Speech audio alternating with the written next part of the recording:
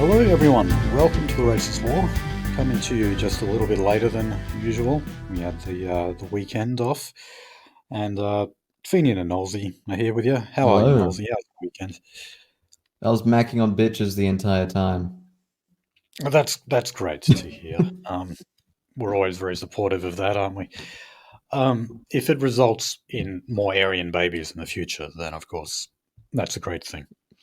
Yeah. Um, so, and that's where we'll leave that part of it. And yeah, we'll get on with today's episode, which is episode 217.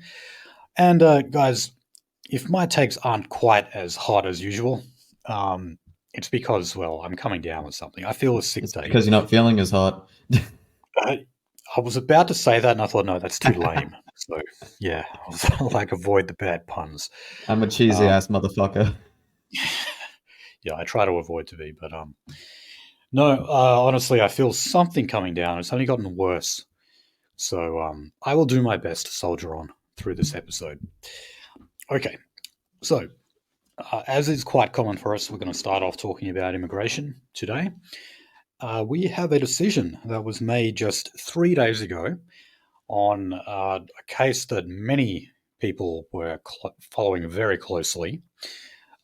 This was known as ASF-17, or at least that is the legal term that's been used to describe this Iranian asylum seeker who has been seeking to be free from immigration detention.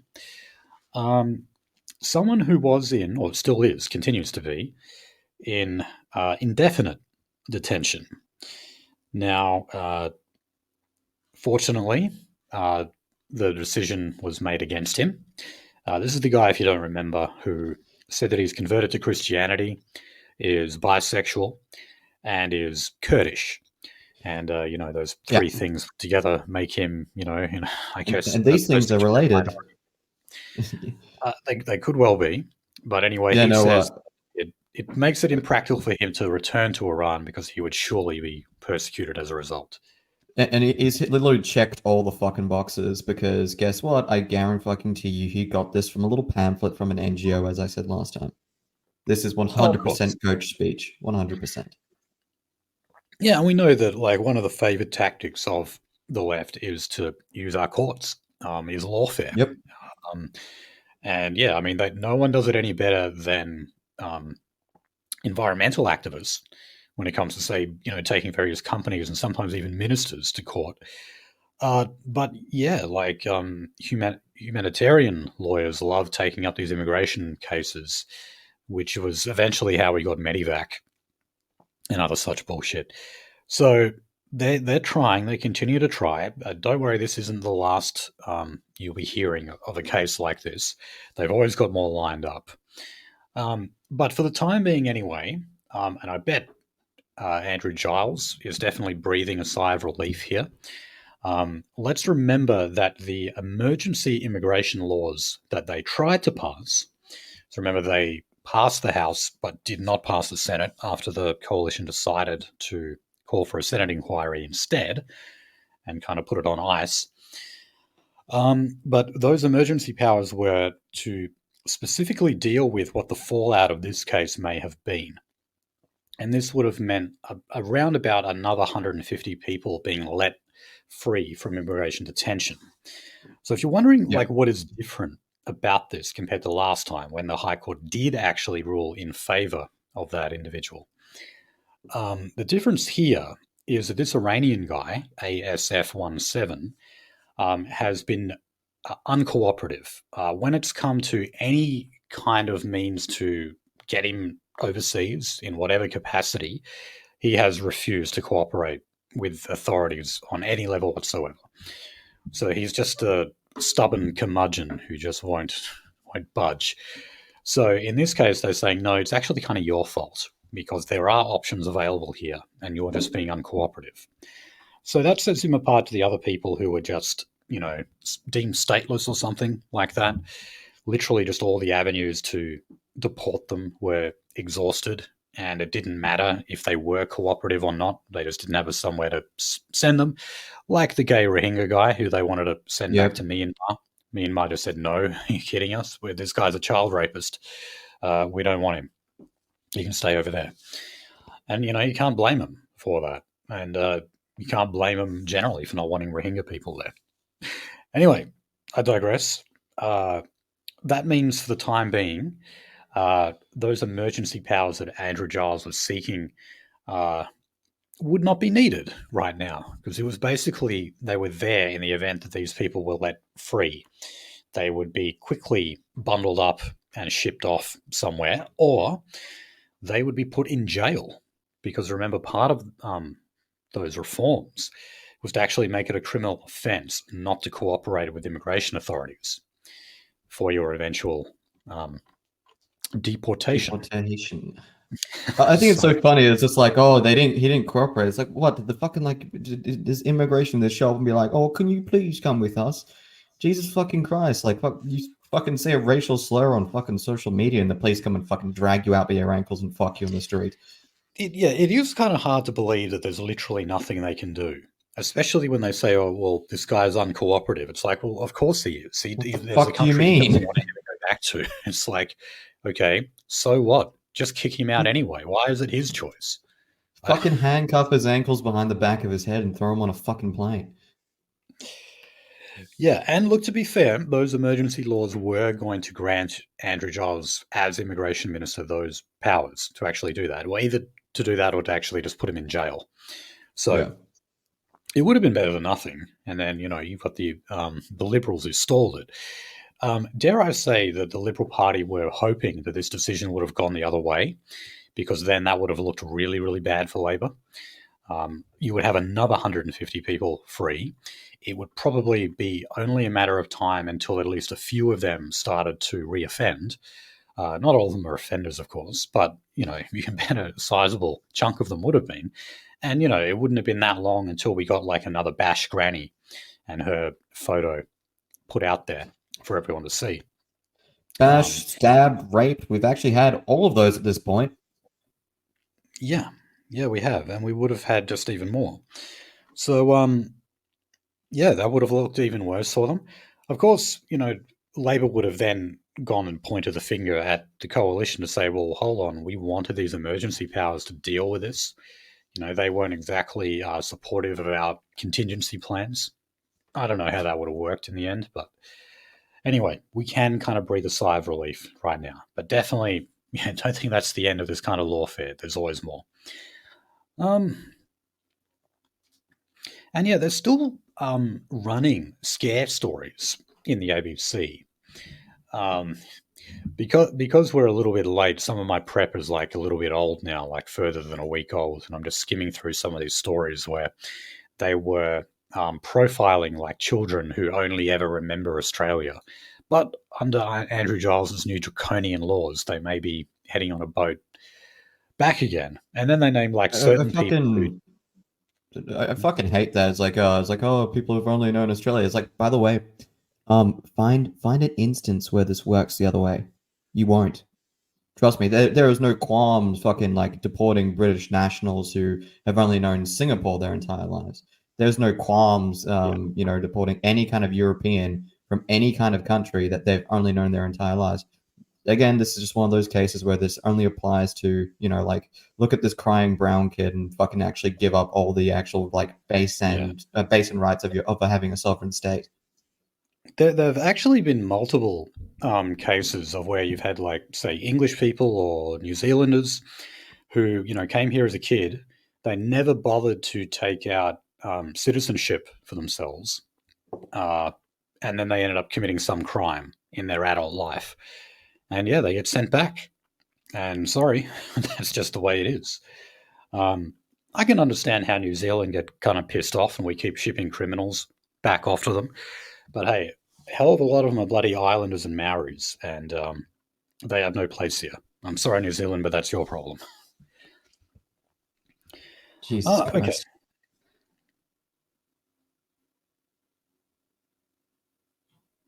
Oh, yeah. Now, the other story I did have here, this was sort of in the lead up to the decision. Of course, we have since had the decision, but the coalition had basically been saying that the emergency powers that Andrew Giles wanted should have actually been tightened to stop those laws from affecting more people than intended. Now, this is because there's been multiple submissions made to the Senate inquiry saying that the laws would in fact capture, I believe they said, around 20,000 people, which means you'd have the potential for 20,000 Cool. people to either be sent back or be put in jail. To which I just say, great, like, can we sign up sooner on that, please? But the coalition is actually the ones taking the moral high ground here, trying to saying that this would be inhumane for all of these people. So we're in this extraordinary situation where Labor is actually demanding laws that are much, much harsher than what the coalition would otherwise support. So again, like, this just kind of blows away the myth that it is in fact the coalition that are the ones tough on borders. I really don't think they are. The only thing they've been slightly better at is deporting people who are not citizens, who are a citizen of another country, as I just mentioned, like, some English and some New Zealanders. And I guess a little bit better at enforcing Operation Sovereign Borders.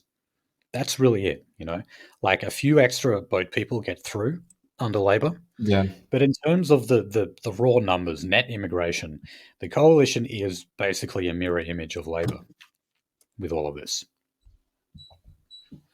I would perhaps say that they're better than the Greens, and that's about as far as I would go. Have the Greens ever actually been in charge of immigration? Because if they have, there's no point. There's no point. Yeah, there's no point in making the comparison. Yeah. I don't think they'll ever actually be allowed to. I don't even think even an avid Green supporter would actually think that their party should be responsible for migration. I mean, it would be interesting just to see, if I could somehow just jump in a time portal and just see what it looked like, just out of pure curiosity. Not that I would ever want Green's immigration policy to become a reality here, but and maybe just see how quickly it is that they would have to change, because they realize how quickly do they shit the bed? Yeah, like all of these utopian ideas aren't really that practical when you implement them. All right. Okay, so we've had a bit. Like I said, I'm a little slow, so forgive the awkward pauses if there's a few. But there was another immigration that one of the people in indefinite detention who was left out, who's committed another crime. There was also one that was let out under Peter Dutton's watch. And yes, speaking of the Bash Granny, it was her and her husband who were like tied up and their jewelry stolen in Girraween. There was actually 3 people involved, and one of them was let out under Peter Dutton. So yep, that was that out of fucking Jesus Christ.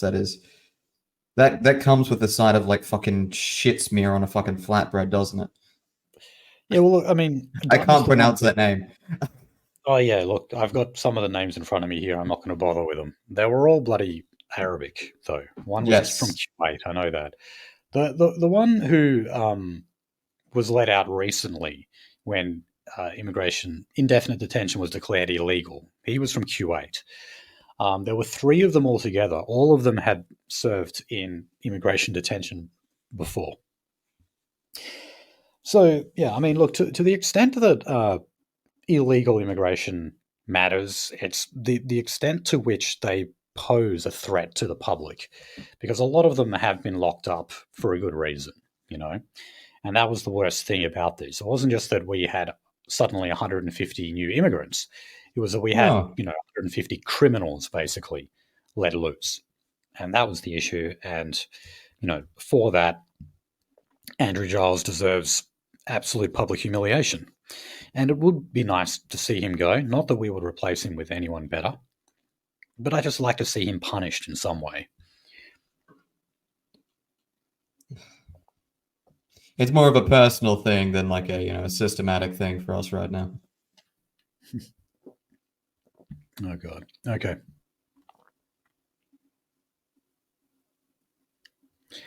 Oh, yeah. So it was an interesting one here.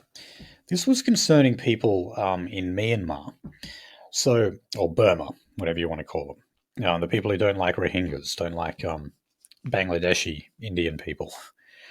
Um, There's a whole lot of now, disgusting in that part of the world. so they profiled someone on the ABC from Myanmar who was involved in the Australia Awards program, and that helps people who are from developing nations gain particular skills in Australia, of course, earn their qualification. That and it does. It's basically a scholarship, so it provides tuition fees, airfares, some living expenses, all these kind of things. But um, one of the conditions here is that they, after they gain those skills, they must then move back to whatever country they came from and put them to good use. And if they don't do that, Hmm. all the money that was spent on a scholarship has to be paid back. Now, the reason why the ABC were covering this is because they're pointing out that a number of people from Myanmar are gaining these skills and they're going right back to work for the Myanmar government again. In other Oh words, no, working for the military dictatorship Junta. that they Yeah. have that does do things like persecute the Rohingyas and even what's her name? Who's that Burmese? She's always held up as this absolute hero of freedom. Aung San Suu Yeah. Kyi. Remember, Yes. remember when Yeah, she like even the she was in CIA power? asset. Yeah, The yeah, self-admitted CIA asset. yes. Even we might remember she was in power for like a very brief period of time, and then not long after they took her back under house arrest. But the Rohingya crisis, when you had like this huge like refugee exodus because they were being persecuted in Burma, even she at the time was like, "What do you want me to do about it?" Like, Yeah. people don't like them. They're driving them out of these towns here, and many of those people who are driving them out, they vote for me, they support me. I can't exactly like really do anything about this because this is just an ethnic minority that they don't like, and that caused a lot of people just go, "Wow." Like, hey, I thought, you like freedom fighters and everything. You're supposed to be peace and love everyone. And people just could not believe the fact that she was getting involved in, I guess, what you say was a form of ethnic persecution. Um, but I mean, in a country with a hodgepodge of people like Myanmar, what else do you expect? There's a reason why they're a military dictatorship. Okay, because you Yes. have, um, I believe, I don't know if they're the majority, but the Han Chinese group or just the Han, the High Yellow ones are basically the ones who wield power in Myanmar, just like they do in Singapore. Singapore, of course, they are a majority, but in Myanmar, I don't think you have anyone that's over 50%. You know, Yeah, I was gonna you say just like for Myanmar specifically, the type of like but they're not really Han Chinese, they're more like fucking like next like basically the cousins of Han Chinese, the Mon. They're the vast majority of the ruling class. So for example, like they call them like Burmese born Chinese or something like that because they're technically a mainland Chinese oh, ethnicity. so it's not the Han. Even though yeah, even though yeah, if you've ever fucking been to China, they'll have like all these different ethnicities, and it's just Han Chinese and different cultural outfits. Okay. Oddly enough, they Well, got Tamils there. look. I mean, look. I don't want like a bloody program like this in the first place. Um, Yeah, we I owe would them just shit. Well, yeah, but also it's like, oh, well, uh, this whole scheme is designed to like provide skills for other countries. Well, okay, why do we keep taking Africa's doctors then? For example, there's a lot more practical ways of ensuring that there isn't a brain drain in these other countries. So it's just a stupid program to start with. But why is it that the ABC is complaining about this? I don't think it's because they have some kind of moral quarrel with sending skills or people with skill sets to the military dictatorship in Myanmar. I honestly don't think it's because of that. What they're saying here is they're trying to provide a sob story that a lot of these people don't want to go and work back in that host country, but they have to because then they'll have to pay back their scholarship money if they don't. Yeah, So, I what remember is it? from the Obviously, that the States. ABC, the ABC are basically saying, well, why don't you just let them stay here then? You know, Yeah, yeah. I remember there was a case in the States because I'm pretty sure the US had something similar to this with like some South American countries. And basically, what was said by the conservative representative at the time was, "Oh, we're getting like cucked by this other country. We're paying for these people's degrees and etc. Like, yeah, we're paying for these skills. We're handing out like welfare to these other countries. Blah blah blah. And we're draining like like good American like skilled labor and skilled work. And it's just like, no, you're just fucking flooding your fucking country with absolute fucking retard tier people that you've given a paper degree to." yes. So yeah, I don't buy this idea that this is sort of like Australia's international altruism, where we're providing training Yeah. grounds for the for the rest of the world. What a joke!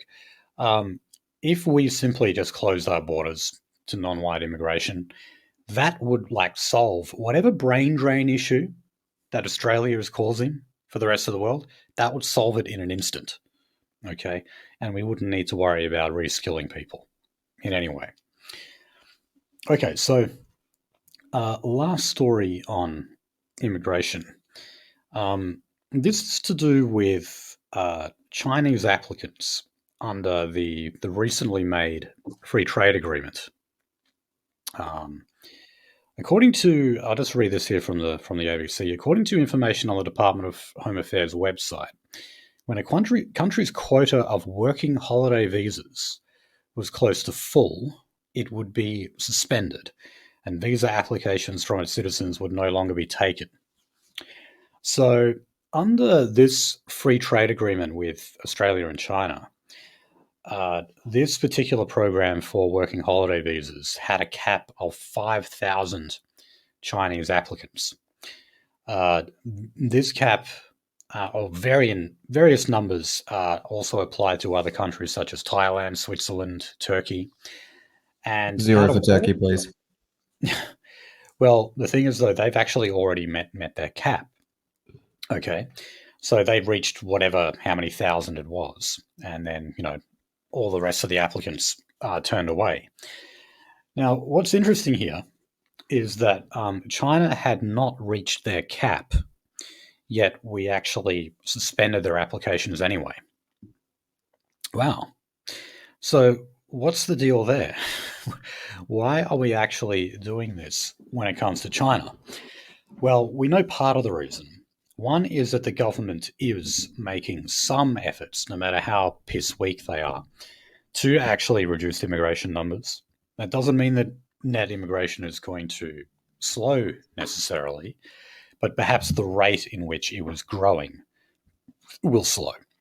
And that seems to be the best you can kind of hope for um, at the I moment. mean, we just need to move the surplus applicant spots from China to Thailand because we all know this country needs a steady influx of fucking lady boys. Oh, of course, of course. Yeah. Now, the Is this ABC just is points this out. oh, sorry, is this just us punishing China because like that would be the least objectionable in terms of like Western geopolitics on this list Yeah, to look, punish? I don't know. So what? Yeah, what I was going to say was the ABC said they don't know. So they said it's unclear why applications from China have been suspended when the cap hasn't been reached, and they have sought an explanation from the Australian government over this, to which they have not received one. So it's only up to us to speculate, I guess. One of the things I reckon is that they're probably just scrapping all of these when it comes to these working holiday programs or agreements that we had with other countries. And China just simply hadn't reached their cap because, believe it or not, Chinese immigration to Australia has actually slowed. So it was just going to take them longer to reach the cap, Whereas the Australian government just said, well, you know what, we've really got to start trimming these immigration numbers. If we want to get anywhere close to the 50% reduction by the end of 2025 that we did promise people, then we need to cut at least something. And so they're going after just pissy little things like this, like working holiday visas. That's what I think is probably happening. I don't think they were focusing on the Chinese um, as opposed to any other group. Um, Yeah. but no, I mean, look, the Chinese standard of living is ever increasing.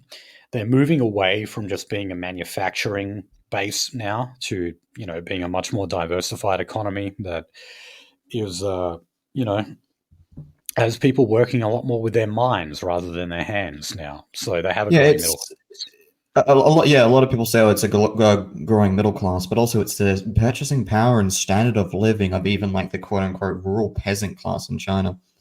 In fact, there's been so many instances of basically the Chinese government telling YouTube to take down videos of basic peasants in the middle of buttfuck nowhere China, like fucking just absolutely destroying bottles of whiskey, bottles of import brand whiskey. Oh, nice. At least they're not getting on the Not goon. incorrigible. No. Oh, dude, there's probably some fucking backyard fucking it was like Jinzhou fucking like province fucking grape wine going on there. To be honest, Oh, I would jeez. not put it past them. Probably. Yeah, yeah. But I mean, yeah, like one white pill that we have, it's not a very good one, but is that Mm. rates of Chinese immigration to Australia is slowing. It is actually slowing. The bad news is, of course, is that immigration from India is just increasing all the time. And that is because, you know, they're now moving towards a state of social mobility where they have no desire to stay in their own country. To the extent that they're Yes. socially mobile, it means getting the fuck out of India, you know. So they're Socially coming in. mobile, but still horrendously nationalistic and still somehow horrendously mercantile. Yeah, they are. And they're making stuff that is of even lower quality than the worst Chinese made stuff you used to get. And yeah, I mean, you know, if you thought the Chinese were bad with what they make, and if you thought the Chinese were bad for flooding our country, well, then, you know, you've got a double whammy of where the Indians are now making your clothes, and they're coming to live next door to you too. Just a reminder, this is a story from last year that, you know, basically Apple ran a test assembly factory in India and had to pull the plug on it because it found unacceptable rates of fecal matter particles in the manufactured appliances. Oh, Jesus Christ. Well, okay, thank you for that lovely image. We'll let's move on to the topic of Yes. extremism. I just like saying that word. And well, we're actually going to talk about Perth, WA here, because we are the absolute ground Having a zero fucking weird one. of producing extremist terrorists here now, and they tend to be of the teenage variety. So there was a stabbing in a Bunnings car park, I think it was, late at night, in the suburb of Willetton, which, by the way, is known to be one of the safest and least crime prone suburbs that we have in the state. And it was a 16-year-old kid from Rossmoyne Senior High School. And again, Rossmoyne is like considered to be the best, or at least the best One of the public best, yeah. school that we have in WA. Some people say it's actually the best school in Australia. That might be a little bit overboard, but some people do That's a say bit that. zealous. Overzealous there. Yeah, look, I don't know, but parents bloody fall over themselves to get their kids enrolled at Rossmoyne. And I mean, like right next door to them, they've got All Saints, which is a is a private school, but less people want to send their kids there. They all want to get them into Rossmoyne instead. So anyway, this kid was said to have been, he's white, by the way, was white. He's dead now, of course. He got shot. He wouldn't put Mm. the knife down. I think they tried to tase him and that wouldn't send him down. So eventually they just had to shoot him, which is pretty fucking crazy after he stabbed some guy in his 30s in the back who is recovering in hospital, I believe. Um, so apparently, like a year ago, this kid converted to Islam. He was said to have been radicalized in the school's prayer room. So since then, there's been some online petition for that prayer room to be shut down. The principal of Ross Point said that that's not going to happen because Ross Point is an inclusive, multicultural school, and of course, they have to have the prayer room open.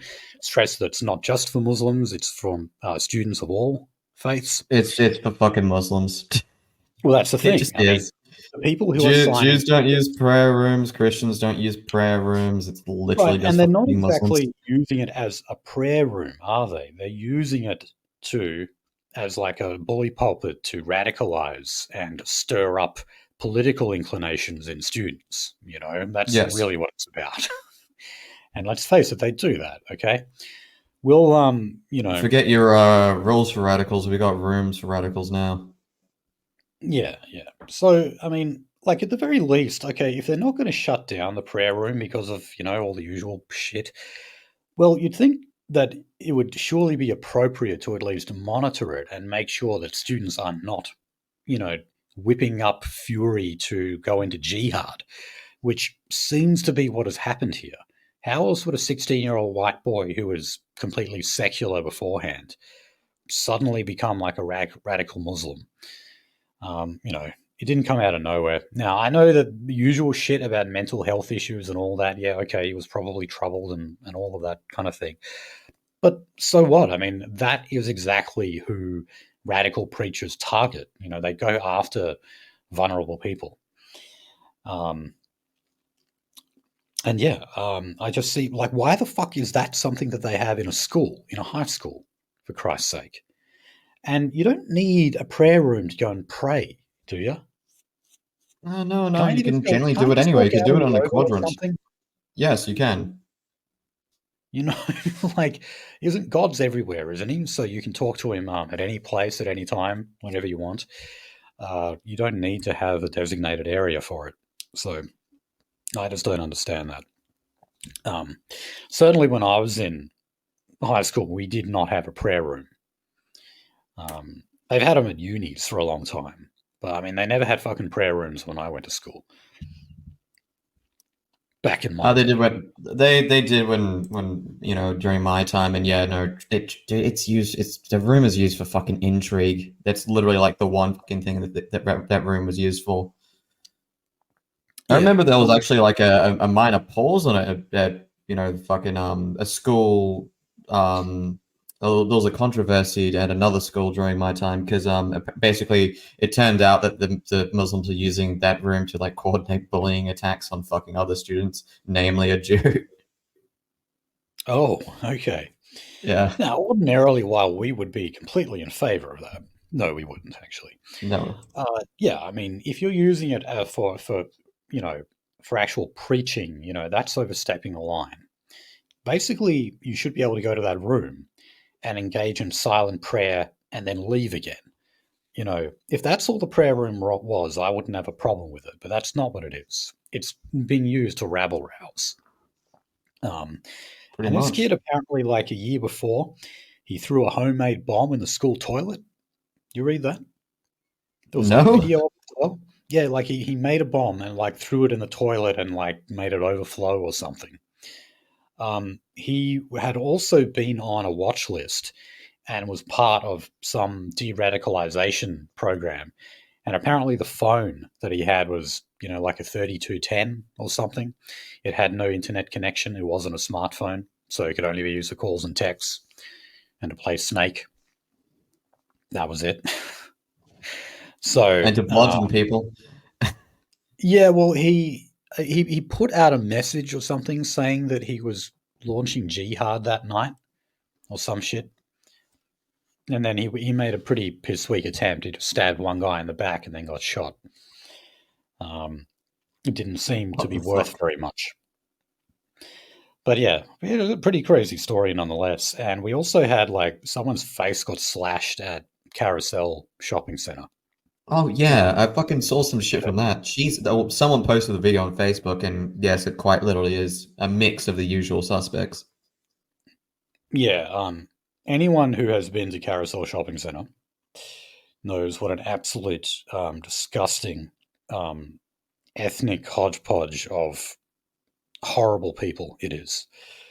Yep. It's not just like how multicultural it is. It's just like how fat and ugly and degenerate everyone is as well.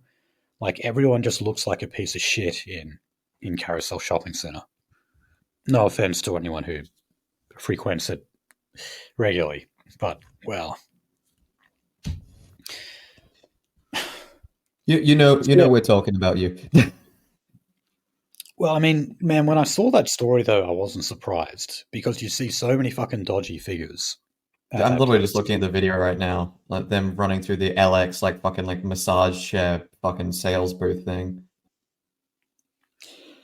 Yeah, and I mean, there's definitely a good chance that this was not at all terror related or, Oh no. inspired by a religion or something. It may have just been a petty quarrel between a couple of people. Oh, we've got like someone who appears to be an islander at the beginning, and then there seems to be like an older white woman trying to like fucking, I guess, round up that group. And then someone of a non really identifiable but tanned ethnicity just literally rips off a shirt, pulls out a knife, and starts running at them. And again, this isn't the first time we've had like, people of like, what's it called? Unidentified flying objects. We've got unidentified like fucking ethnic combatants. This isn't the first time we've seen someone get caught up in a shopping center in the last 12 months. Yeah, I mean, In fact, this is even the um, third time. so the knife crime, like we keep hearing about it, mainly coming from, I guess, Brisbane and Sydney. It's kicking off in Perth now. We're Mm. WA. We wait a while, but it always comes here eventually. And yeah, only a matter of time now since until they start rolling out the magic wands where you wand people down looking for knives. In New South Wales now, they're able to do that without a warrant. Again, we go to all these secondary solutions. It's like, okay, people are committing these crimes with knives, therefore the solution is crack down on knives. You know, I And mean, we're then lucky. and then you run into the fucking problem that the UK keeps, well, at least Met Police keep running into in the UK, which is, yeah, okay, so we actually action these secondary solutions, we enforce them correctly, and then we have to roll them back and put our tail between our legs because, oh no, we accidentally arrested like fucking like a good chunk of the African youth community here. Right. Yeah, I mean, in our case, it's probably, at least at the beginning, I think it looks like it's going to be more islanders. At least whenever Yeah. I read about, like prior to Bondi and everything, when we were going through the knife crime stories, pretty much all islanders, like that guy who got stabbed in the throat in Brisbane. Mm. Yep. And by the way, the person who got their face slashed in Carousel, I'm sure you're not listening, but you should count yourself lucky because if that knife was just aimed a few centimeters further down, you would have been dead in like 20 seconds. You know, Yep, and yeah, we fucking saw that happen, didn't we? You saw the big blep, blep, blep, and then yeah, fucking face I plant. watched that video. It was pretty It was difficult to nasty. watch, but he was dead in like 20, 30 seconds. That's all it takes if you get stabbed in the throat.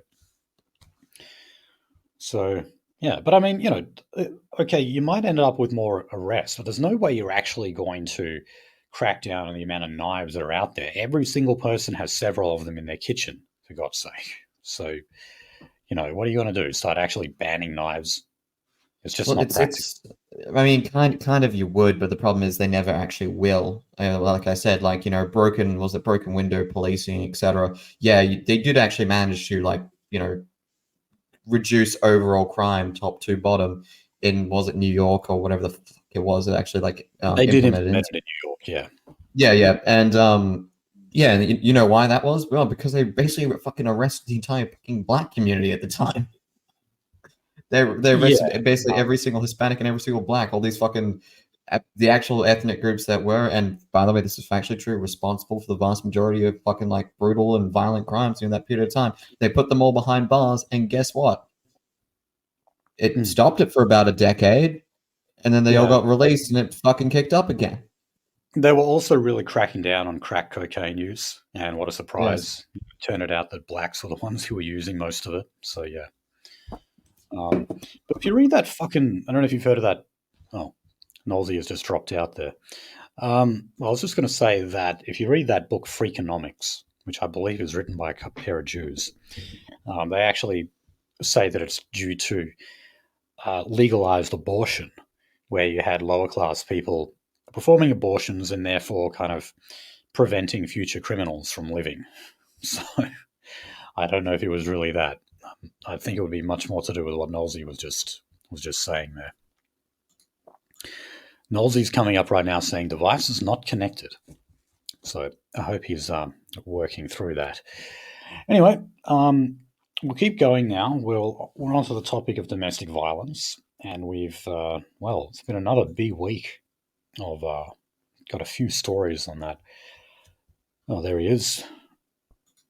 You back, Nolsey? Is this working? There we go. Yep, it's all working. So I just moved on to the topic of domestic violence, and Easy. we have a few announcements. So the first one is from the federal government, and this is $1 billion over the next 5 years towards financial support for those escaping violence. So it's an extension of the Morrison government's pilot program, and this started in October 2021. But now, payment, I'm not sure what it was before, but you get $1,500 in cash and $3,500 in goods and services for those eligible who are fleeing violence. So I guess so long as you can prove you've come from some kind of domestic situation where you're escaping a violent partner or whatever, you can get these instant cash payments. So, I don't know about that. One of the things I don't like about this is that you are incentivizing women to say that they're being beaten when maybe they're not. If you're like, geez, I know like a whole bunch of fucking like relationships where it's just like violence is definitely not fucking happening, but I can see them basically being like, oh, like I began to despise this person, etc., and they'll be completely and utterly willing to throw someone under the bus. Yeah. I Yeah. understand it, but I don't think it should be just this directly monetarily, like this actively a monetary payment. I don't think it should be that. I think it should be like material support. Yeah. Because I mean, you're talking about that's $5,000 of stuff altogether. You're talking about Yep. the cash payment plus what you get in goods and services. Um, so there's also the the Leaving Violence program. That's what they're actually calling it here. So as long as you meet the criteria, you can apply for it.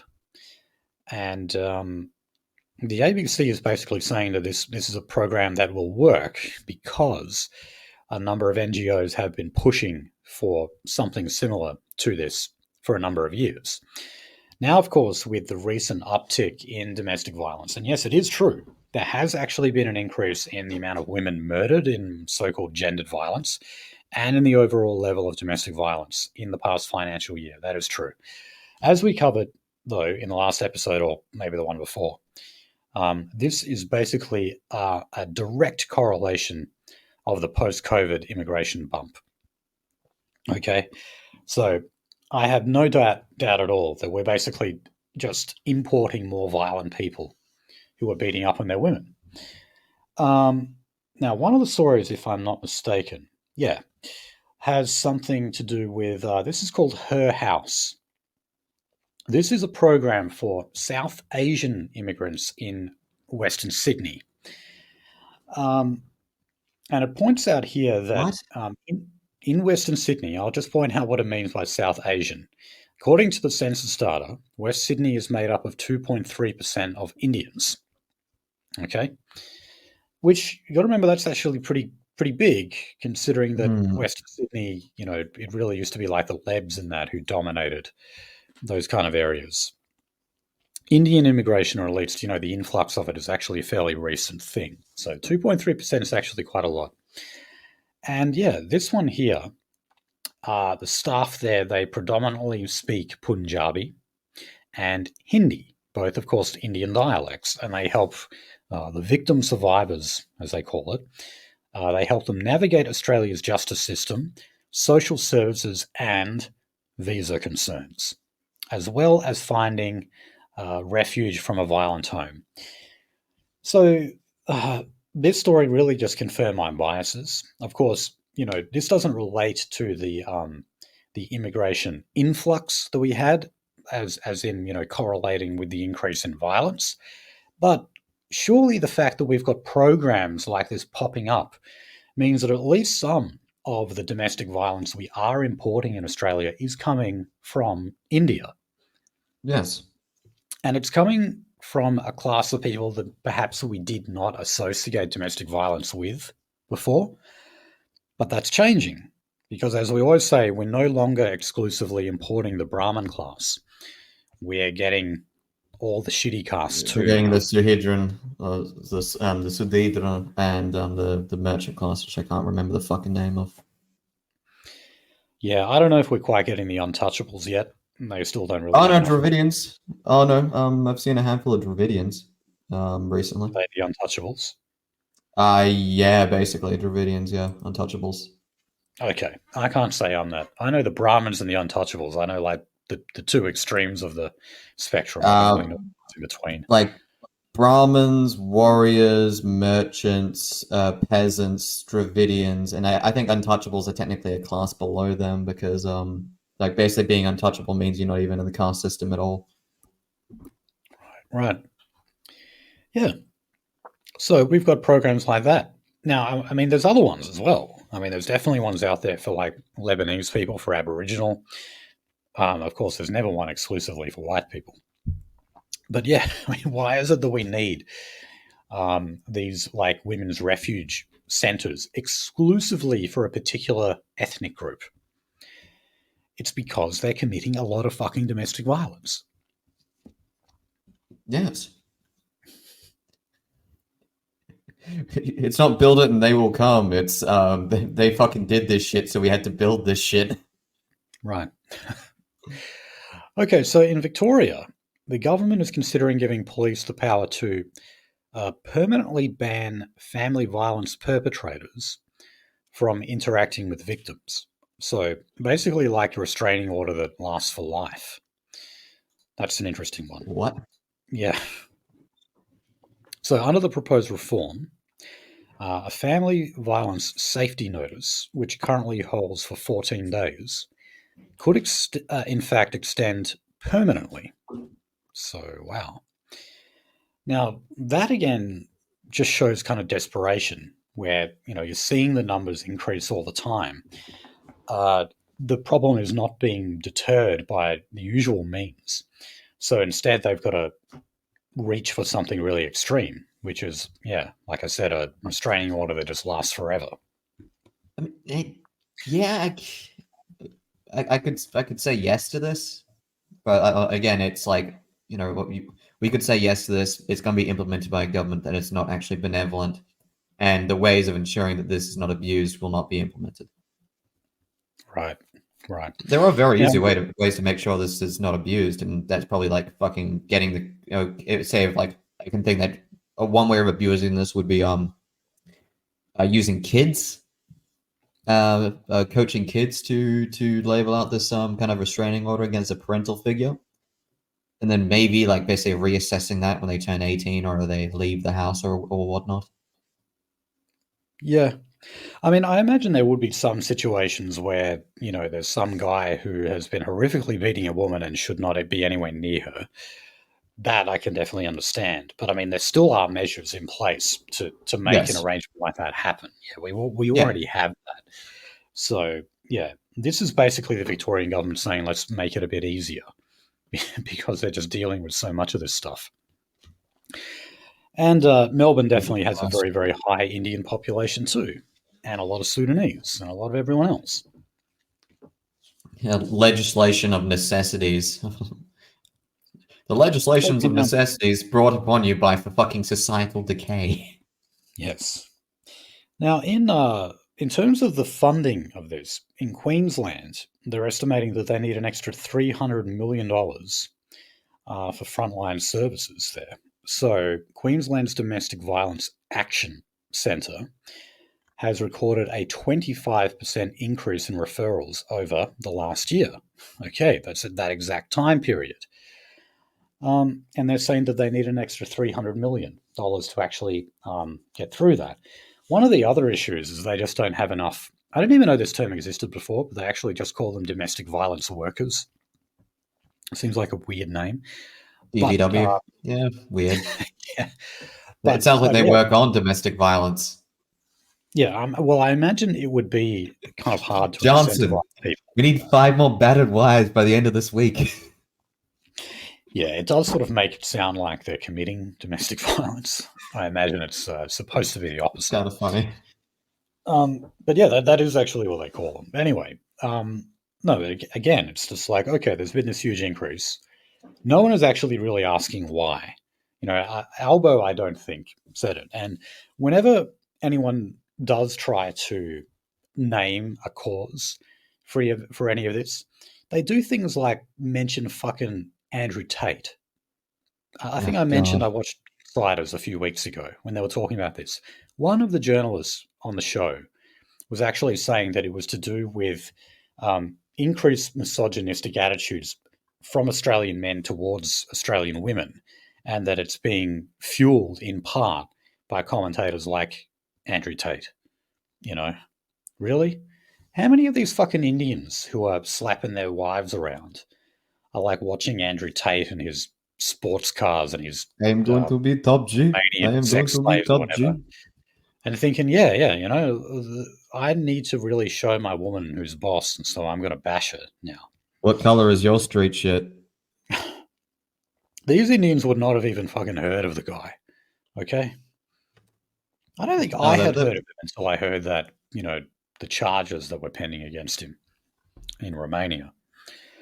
And I'm not, by the way, I'm still not defending him either. I don't like him. I mean, he's basically involved in the Romanian sex slave as far as I can see. But the idea that he's out there like promoting attitudes that are leading to increases in domestic violence is a fucking joke. Okay.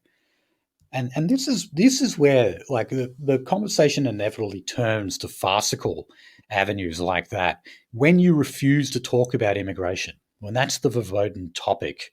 Like we can't even entertain the idea that maybe all these non-whites are the ones who are committing it, and now that we've got more of them in our country, that's accounting for it. No, when you can't say stuff like that, when that is just completely taboo, you have to blame Andrew Tate.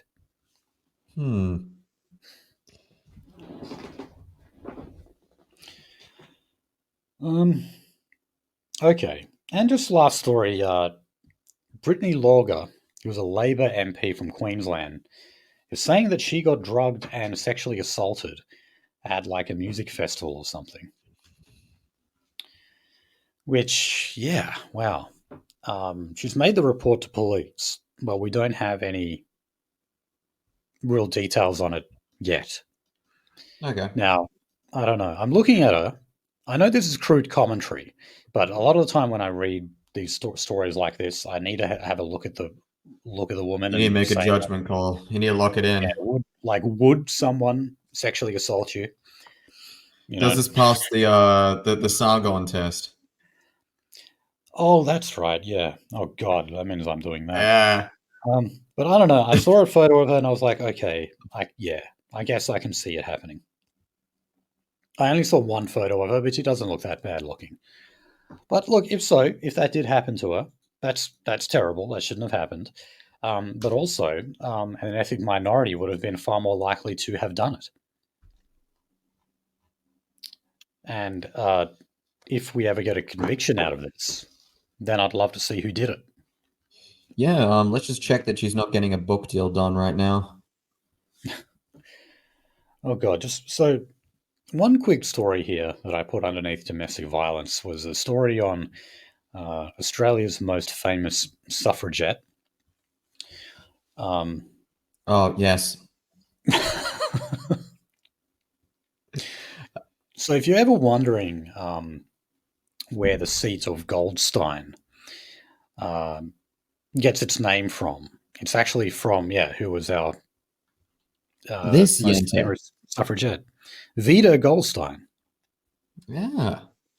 If I could think, of a more progressive figure in Australia's history that deserves to have Palestinian flags draped around this up and coming statue, I could think of no better candidate than Miss Goldstein over here. Right. So look, you don't know who she was, yeah, said to have been like the main advocate for women's suffrage, not only in Australia but overseas. So in 1902, she travelled to America to give evidence to Congress on the right of women to vote, and actually got a meeting with Teddy Roosevelt, which was said to be a very, very rare thing for a regular woman to get the opportunity for. So she really kind of broke the glass ceiling there. But anyway, there's going to be another statue. Melbourne is going to build another one. All right. I just need to go into some progressive websites. We need, history needs to understand that Mrs. Goldstein supported the Palestinian cause with all her heart. She was a fighter for the underprivileged. Yeah, and funnily And enough, those without a political voice. the A seat, the Palestinian seat of flag needs to be Goldstein, hanged around this fucking. Sorry, I'm having too much the fun. seat of Goldstein is actually held by Zoe Daniel, who is a Teal, former ABC journalist. And a lot of the Jews really don't like her because she signed some open letter about like Israel's treatment of Palestinians. This is before October 7, by the way. Yeah. Um, but then she really kissed the ring after that. Like she really capitulated and basically apologized for it because, unsurprisingly, the seat of Goldstein has a lot of Jewish people in it who are very angry. And it's going to be interesting to see in the next election. The Liberal who lost the seat to Zoe Daniel was Tim Wilson, the homosexual guy from the IPA, Institute for Public Affairs, not the beer. But he's been re-endorsed. He'll be Disappointing. running again. And he's firmly got the Jewish community behind him. So I think there's a good chance he will get back into power in the seat of Goldstein. Okay, Yeah, so probably. let's move on to climate and energy. Now, we may have actually gotten some sensible policy coming from Labor here. Now, Labor have essentially returned to a policy of Scott Morrison, and that was to ensure that Australia still has a place for gas, for using gas in whatever capacity beyond 2050. Okay. Now remember, 2050 is the magical date of net zero. The Greens would prefer that we get there at 2035 or whatever it is. But both the coalition and Labor have 2050 as the goal of net zero, and Labor specifically had the goal of getting to net zero by completely eliminating gas altogether. Now, of course, they plan to get rid of coal. Beforehand, and gas is sort of meant to be the transitory fossil fuel that you use in the meantime. However, Yes. it was still set to expire in 2050. Well, guess what? The Labor Party is no longer saying that. They're saying that there is a future for gas through to 2050 and beyond. And it looks strangely similar. In other words, it's pretty much identical to Scott Morrison's 2050 plan, which was, yes, the coalition were supporting net zero, but they said, you're not going to do that with no gas whatsoever. So, well, that's it. It sounds like a good thing. It's better than what we were promised a while back, but it's still kind of terrible. And especially when you look at like, okay, so what parts of the world that have like suburban density living are powered by LNG or LPG?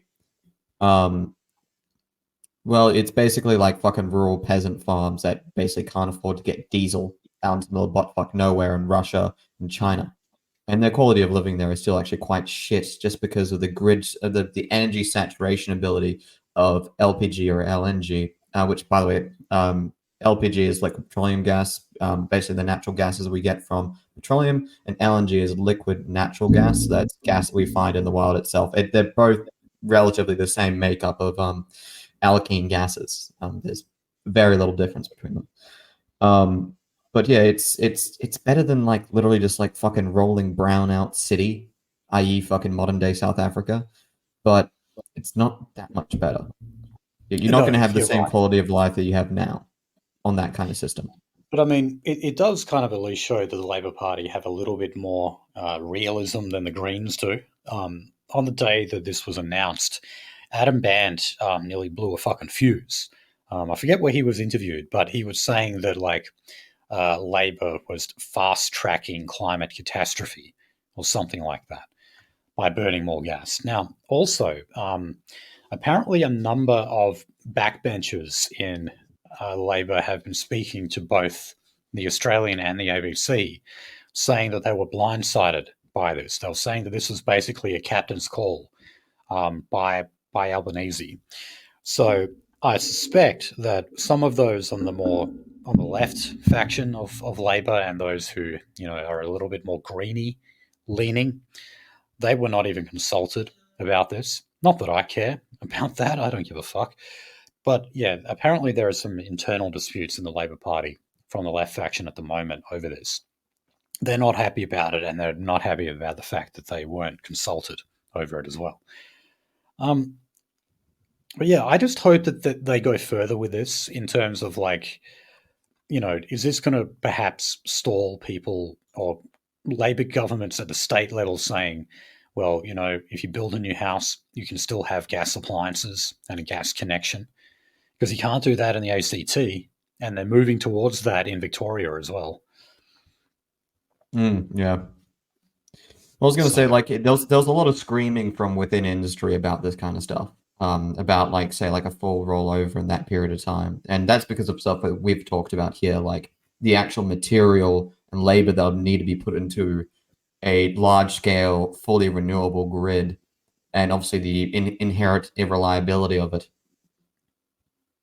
right. Now, Unreliability, sorry. I like the idea of calling it unreliable energy rather than renewable. That is actually like one of those More conservative accurate. memes. I think, yeah, it's definitely more accurate, and if it catches on, that is what people would think of it all the time. It's unreliable. It's expensive. Now, in terms of the Australian public and how confident they are that we are going to meet all of these targets, the 2030 targets, 2050 targets, etc. Some polling here shows that only 2 in 5 voters are confident Australia will meet those targets when it comes to emissions reduction. At the same time, public support for renewables, or unreliables as we just called them, has been slipping. I wonder So why. this poll, it was conducted between 23rd of April and 26th, shows 78% of Australians who are struggling to pay their gas and electricity bills fear electricity prices will rise over the next 12 to 24 months. So it's the usual stuff here. Oh, and by the way, also, it found that support for nuclear energy is increasing.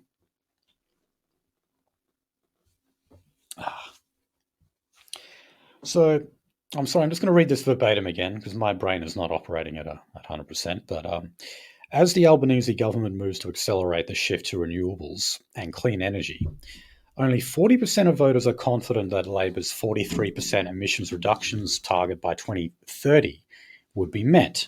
On net zero by 2050, 37% are confident the target will be met. Support for nuclear energy has risen to 40%, with only 36% of people opposed.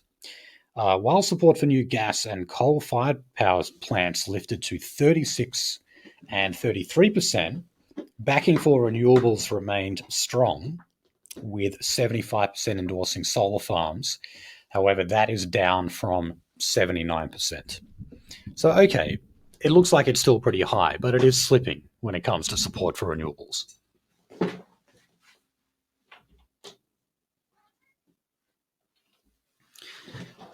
So yeah, I'm not surprised to see numbers like that. I just want to see support for renewables to tumble even further. That's all.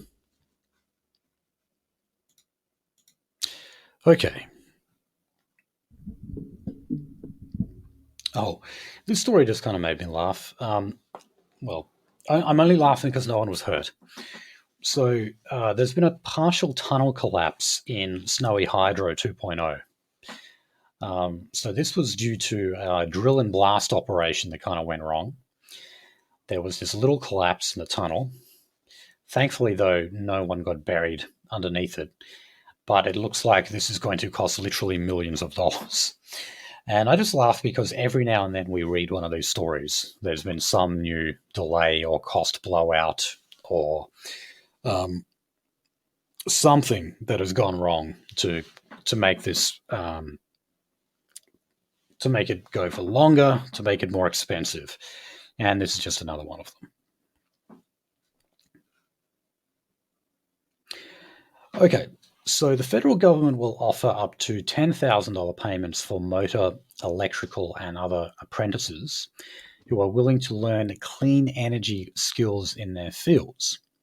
So this is coming from a reworked scheme that has For the struggled to EVs. recruit new apprentices. What's that? When they are like, didn't we just talk about them trying to apply this kind of stratagem to EVs? Yeah, like electric vehicle mechanics, basically, or Yeah. technicians, they call them. You Yeah. probably have to go So with technician, to be honest. yeah. So It's I not enough mean, moving parts. when it comes to everything else we're doing, when solar panels and wind farms and all that kind of thing, there is still a hell of a lot of maintenance that needs to be done, and so Mm. we need to kind of uh, artificially adjust the education market to account for that because basically we can't keep up with. I mean, when it comes to all of these reduction targets that we want to meet by 2030 and 2050, it's not just a matter of rolling out the technology. You need a workforce as well that can work with You it need to the continue to support build it industries. and yes, and to maintain it. And when it comes to getting apprentices and people with technical skills and going to TAFE, doing those kind of courses and that, we're just not doing it fast enough. The whole world is not doing it fast enough. So they continuously try to rejig these programs and offer payments. Yeah. So yeah, 10 grand if you're an apprentice and you want to take on one of these. Come Ooh. on. Have a shot at it. They'd probably be pretty good paying jobs though. Yeah, So, it's an industrial rort. They're normally pretty good, but unfortunately, like fucking, always keep a side job because they don't exactly last forever. yeah. Okay, now Queensland households will receive a $1,000 credit on their power bill in July, so the new financial year. And this is part of the state government rolling out cost of living uh, relief packages. Not a surprise. Queensland have got an election coming up in October, so it's not a big surprise that they are going to be doing some little cash splashes like that in an attempt to buy votes. The Labor government still won't get over the line, I don't believe. But nonetheless, they're trying. Expect to see, well, actually, you're probably hearing this episode on a Tuesday, so you've probably already heard various measures in the budget. Our next episode, of course, will cover the budget. Yep. But yeah, this is the last budget before the next election, I believe, because the next election is under a year away. And it's Jim Chalmers' third budget, so he's really got to make this one count. So yeah, you've probably already heard of a lot of goodies he's got in there in terms of cost of living relief pressures and pressure relief, I should say, and basically just credits so that your power bill, while it doesn't go down, the government just helps you pay it, which I've said consistently is really the only way the government can make your power bill reduce. is if they actually help you pay for it. That's it. They just give you the credit. We've seen that at the state and the federal level a few times. Yep. And people actually liked it, to be honest. Okay, so get this. Again, this may be something you've just heard because of the budget being handed down, but the recycling tax is expected to be scrapped. So this was to incentivize more recyclable goods to actually be recycled in Australia, because a hell of a lot of them were just being exported and put into landfills overseas. But that is expected to just be scrapped altogether now, because it was just going to be too costly. It was, what was it, a $4 per tonne levy on waste exports that was due to begin in July. So, dude, fucking, you had like, okay, so return it fucking like container recycling plants, right? They'll take glass, which isn't actually really recycled at all. There's like about like 5 or 6 plants that use it to make like really shitty insulation. Was it polyethyl tetride, PET, which is from plastic bottles, which is like, oh yeah, in theory you can make like a disgusting puck of plastic out of it, which has like inconsistent mechanical properties, and therefore would never actually be used in a fucking final product. Yeah, the only thing that's actually recycled there is probably the aluminium, because you can do that in your fucking backyard with a fucking like a modified barbecue.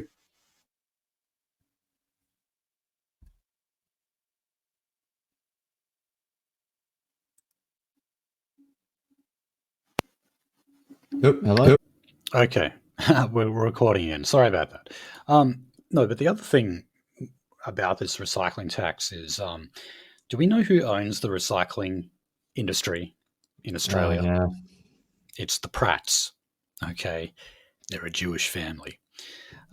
Dare I say that they just did not like this at all. I mean, they were benefiting from getting all of this recycled stuff that they didn't even have to recycle in the end. All they had to do was just ship it offshore. And they were making a killing, or still are making a killing for it. All of a sudden, they're told by the government, hey, we're going to impose this tax on you because you've actually got to recycle it. And, well, guess what? Boom, it's out of the budget. My October 7th.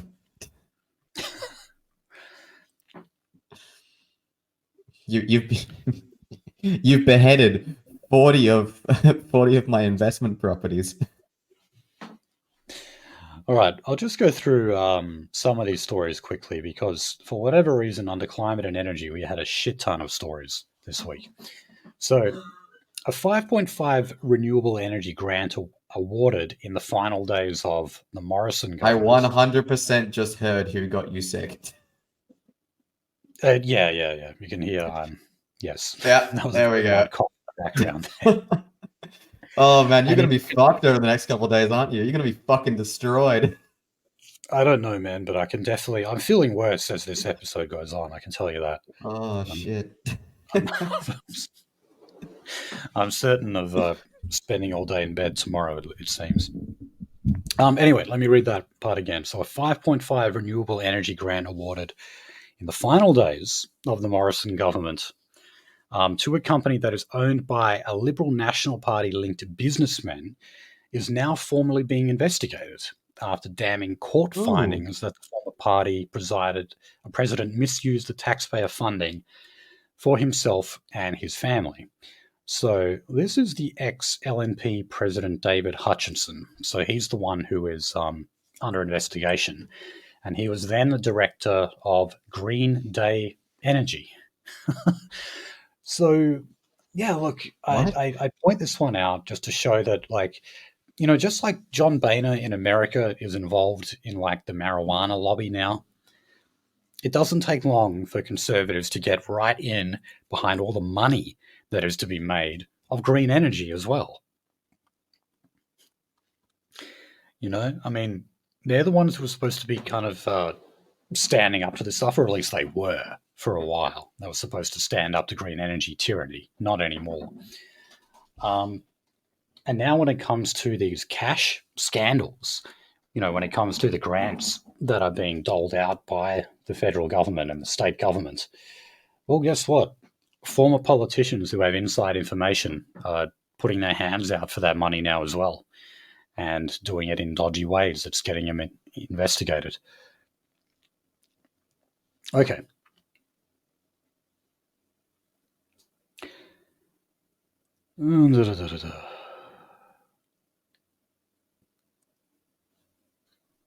Oh, yeah. So I don't know how to pronounce this, but there's this proposed plan to dump liquid carbon dioxide waste in the Great Artesian Basin. Have you heard of this before, Nolsey? I don't know if this comes I'm under what they call carbon capture, but I do know that like one of the ways of like offsetting carbon emissions is to actually bubble liquefy it it. into the fucking ocean, yeah. Yeah, and then store that liquid somewhere else. But that It's that is one of okay. the ways they're talking, and yeah, they want to channel that off into the Great Artesian Basin. So what you can do is you can basically make like a dissolving agent, and obviously the colder a solution, the more fucking, the colder a liquid, the more it'll dissolve. The Artesian Bay is known for being cold. I'm just searching this up right now. So what they're going to do is they're just going to acidify that part of the ocean. And like, how dangerous is that? Very. Okay, okay, so basically, you know how like you got crustaceans and etc. and like, some like shelled, um uh basically like the reason why below a certain depth, anything that's an extrusion or based off of lime or any calcium, etc., dissolves. So basically, if you got a hermit crab and like threw them into the fucking trench, or dissolve, that will increase the level on which those shells and etc. will dissolve. Obviously, like, if you've been a gardener, you'll also know how much soil pH can affect how many plants or what kinds of plants you have down there. And also, if you've taken care of an aquarium, you also know how much water pH can select what kind of fish slash can you have any fish at all in there. So think what happens when you start pumping carbonic acid into a cold region of the ocean.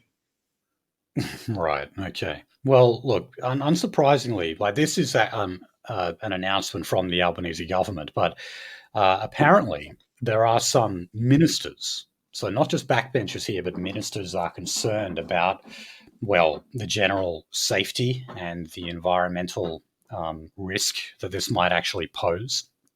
So, yeah, Yeah, I was it going to say looks like like remember when we talked about blue hydrogen before, where they were going to basically get like LPG, expose it to superheated steam, which would split it off into hydrogen gas and yeah, several different kinds, like either carbon monoxide or carbon dioxide, and maybe some amount of tar, to be honest. One yeah, of the suggested methods for actually making that green was bubbling it into the ocean to dissolve. right, The concerns from the fucking like the early 90s that like, oh, all this pollution is going to cause acid rain. yeah. Well, we're skipping the rain bit. Oh, okay. They had that It's on The not going to come down Simpsons. from the heavens. Do you remember that on The Simpsons? They're like, "Oh no, it's Yeah. acid raining again." Like, unfortunately, too many people, have their climate knowledge like derives from The Simpsons. Yeah. Everything to do Well, with nuclear power and three-eyed fish and that kind of thing. yeah, unfortunately, media makes casual literacy in the general population, which that and its consequences have been devastating for average opinions. Oh god. Okay, so our next story is on the farmers, the poor farmers who always get screwed by this kind of stuff. So this is a last-ditch effort that they've launched against the Albanese government's biosecurity levy. So it looks like now it might cost the government up to $3 million just to administer that levy. So it would raise $50 million a year from producers, and it's up for a Senate vote. Well, this week. Um, Supposed to be introduced from new financial year. Um, But a Senate inquiry into it was last week told that the Agriculture Department was behind on implementing the collection of the levies.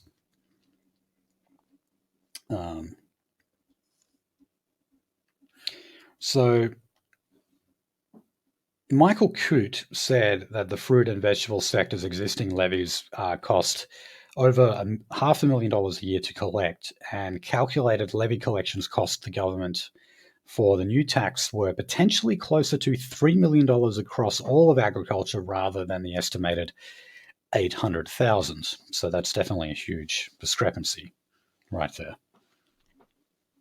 Okay, next story.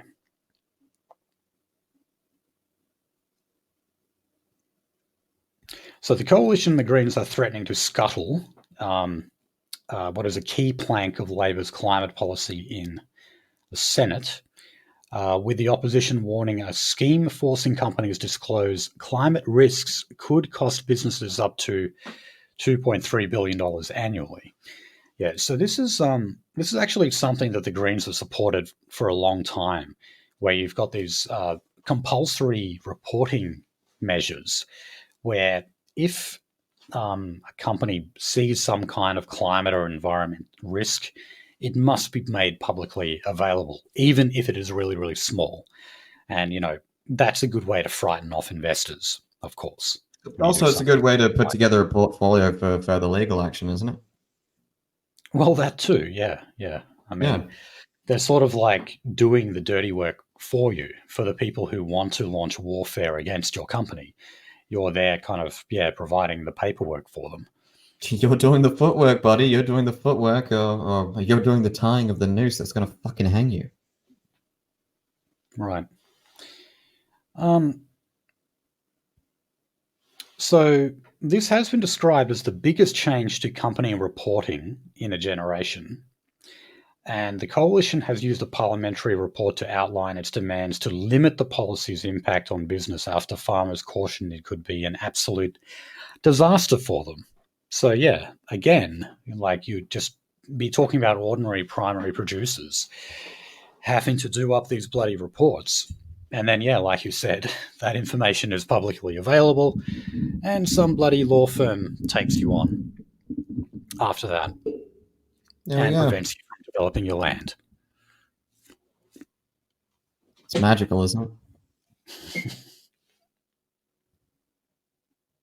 It's almost like it's been designed this way to completely and utterly fuck your shit up.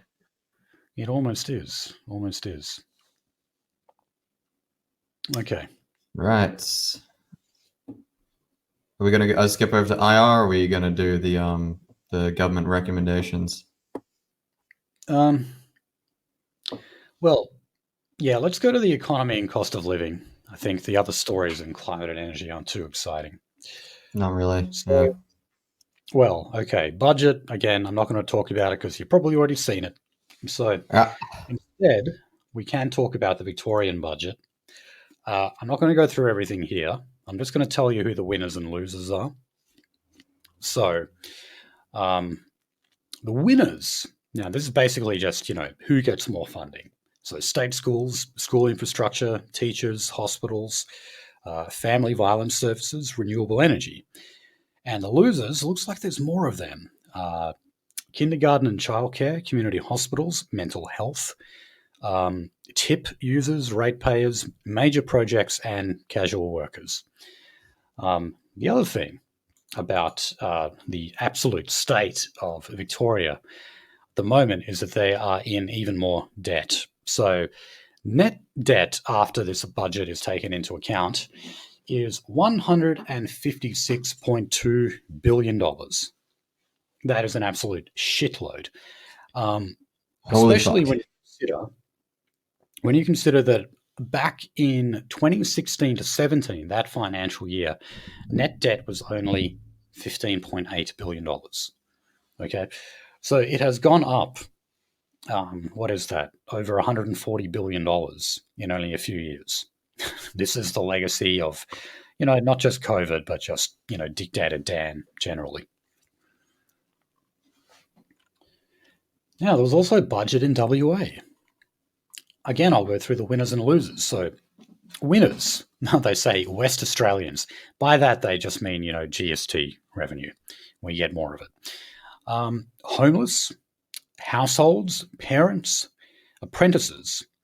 The losers, looks like, again, they outweigh the winners. That is health, small business, youth detainees, and Metronet. Metronet, not surprising.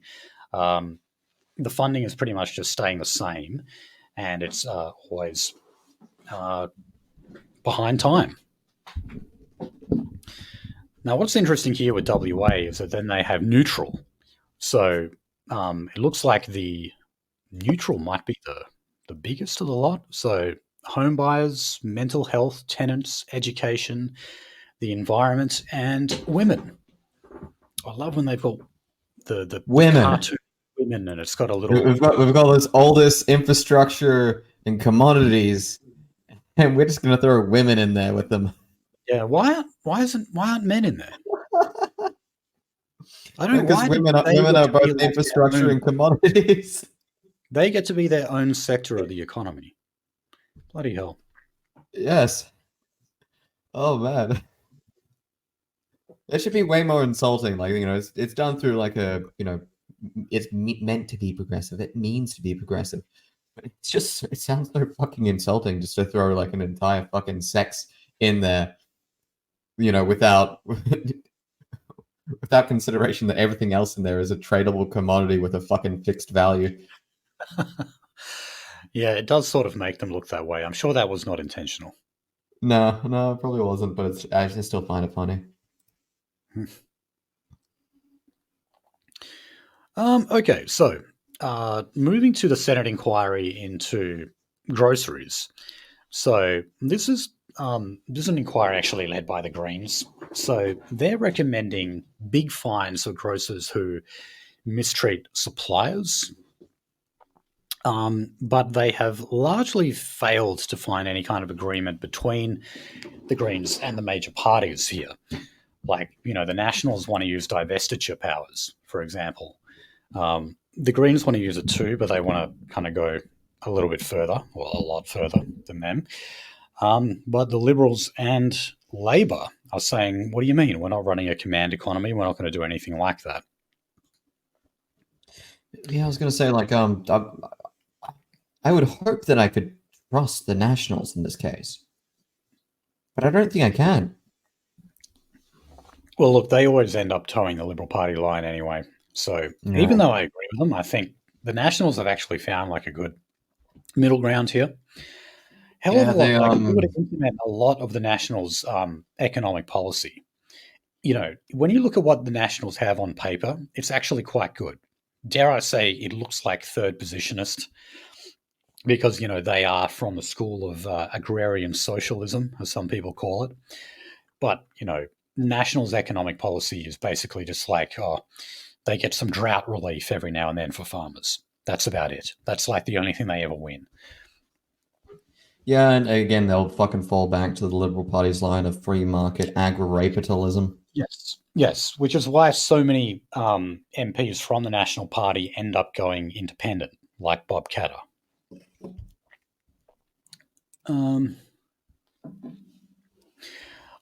So we just have one story on industrial relations, and that is around 14,000 Woolworths workers could be up for a 4-day work week. So this is after an arrangement that's been negotiated between Woolworths and the union involved. And this is where you would simply make your 38-hour week by working 4 days of 9.5 hours. Ooh, that's going to be fucking brutal. It would be, but you get 3 days off then. Yeah. 9.5 hours, I know, especially like if you're working, actually any of those jobs are a little full on, like physically. So yeah, you'd be pretty tired at the end of the day. But I don't know. I mean, I've worked 12-hour shifts before. Oh yeah, well, me too. But also, like, just the long-term neurological effects of working actually more than 6 hours a day. By the way, yeah, I'm not in. They call me a fucking pansy or a pansy apologist, but like, I'm not exactly too happy with that. Would they be Okay, fair still enough, mate. compensated? I imagine they're getting the same hours. Are they still being compensated the same amount, or are they going to fucking weasel their way, saying like, "Oh, we have to actually pay management more to Oh, fucking yeah, that's a good manage you question. cunts"? I don't actually Yeah, know about that. I think it's pretty much the same. because the You last know, time I saw this kind of thing happen was at a large-scale production facility in Shenzhen when they were trying to like they went from basically being a sweatshop to not being a sweatshop. And a lot of the workers were actually pissed off because they were willing to, they took like such a deduction from their pay because they now actually had shifts rather than basically being like, work till you pass out. yeah, But a lot of them would be completely fine with passing out after a certain period of time, but still getting paid like enough to say not only support their large family in their hometown, but their aunts, uncles, and grandparents, and etc. Um, but then when they actually got shifts, suddenly they were basically maybe only able to support their parents and their family. yeah. And man, if there's FIFO workers listening to us right now, they'll be saying, "You bunch of pansies, we do 14-hour days, 12 hours each day." Um, Yes, I and just and there's actually medical journals writing about the fucking neurological damage that a lot of yeah, FIFO shifts incur. And by the way, that's yeah. basically only been going on since like the fucking 70s. So like the people who have been neurologically damaged from it by now are barely fucking their late 60s. Yeah, so we're only just starting to get the data in terms of what the long term effects are. Um, but yeah, I mean, I'd also just add, I don't know if uh, subjecting yourself to extreme worker exploitation is exactly something to be proud of either. It's like, No. oh, I let my employer treat me like an absolute slave. It's like, what? You want to be proud of that, do you? That's something I should be admiring about you? No, that's bullshit. And it's just inhuman to work hours like that, and it tears families apart. I've heard of a lot of like relationships that have just been ruined by, the stress that those kind of 2 on 1 off arrangements actually do. So, It is terrible. yeah. All right, let's move on to housing now. Okay, we got yet another um, report here. So this was the state of the housing system report handed down by the National Housing Supply and Affordability Council. What a surprise that the target of 1.2 million new homes by 2029 is not on path. I don't think they've actually No. even set any figures as to what it's going to be, but they're certainly not going to hit 1.2 million. Again, in the budget, I know that they were going to be offering incentives to get houses built. We'll just wait and see Okay. what actually happens with that. So if you want the level of construction you saw between, say, like 2012 and 2015 in this country back again, obviously that level of construction power, actual, you could probably extend up to 2020 actually. And obviously, it was destroyed by COVID and increasing materials prices, and we've seen like when was the last time you fucking like opened up a news app and it says like large scale builder goes bankrupt? For me, it was yesterday. I don't know about yeah, you. yeah. I Yeah, mean, so Collier Homes went bankrupt like 2 weeks ago or there so. we go. So yeah, no, like the level of damage done to our internal construction industry or domestic construction industry will take about half a decade to repair. And that's talking about the depreciation of capital from the starting capital needed for the company to start up with. That's talking about maybe like better loan and finance securing in the future, and that's also even accepting the fact that we're going to have a whole bunch of unskilled Indian labor and assuming that they're going to be competent. Well, no, and I mean, look, Yeah, one of the measures in here was $90 million to cover the education costs of around 20,000 people, which the government hopes will boost a sector desperate need of more staff. So yeah, they want to get more people actually working in the construction of homes as well. 15,000 fee-free TAFE and VET places will be offered, with another 5,000 places in pre-apprenticeship programs provided over 2 years from 2025. I don't even know if I should be reading that out because the budget would have been out, and you probably already heard that. Okay, so last story on housing is that, rents have reached another record high. So the Australian median weekly rent is now $627 per week. Wow, that's pretty damn big. That is massive. That's just anything like a house, a unit, a duplex, whatever. So they are now 8.5% higher than this time last year. Please keep in mind that the current inflation rate is only about 4%. So that means that rent is actually going up twice the amount of inflation. Well, Again, again, inflation rate alone is not a good measure of how much people's cost of living pressures are going up. No, the house that I'm trying to sell right now, this is one of the things, like, I'm probably going to have to end up selling to some kind of like joint finance corporation or something like that, because no family is going to be able to like actually afford this place. It was bought originally in like the fucking, the $600,000 ballpark, and now it's selling at the $900,000 ballpark. We had a fucking open home a bit ago, and it got bid up to like close to $1 million fucking dollars. Right. And then I turn around and they're like, okay, cool, like, $1 million worth of fucking capital. What kind of housing is that gonna buy me? And it turns out barely a fucking single unit in a triplex. Yep, not much. Yeah, that's the thing. Like, people don't really have a lot of people are holding on to properties that might actually be worth a lot, but it's like, okay, what are you going to do when you sell it? Where are you going to live after that? You don't really have many options. Okay, so on to education. So student debts will be lowered for more than 3 million Australians. So these were under changes to how they index HECS loans. Now, if you don't know what that means, is like HECS is supposed to move with the inflation rate. So they look at it and they say, okay, if inflation was 4% this year, then we'll increase the amount of HECS that people owe by 4%.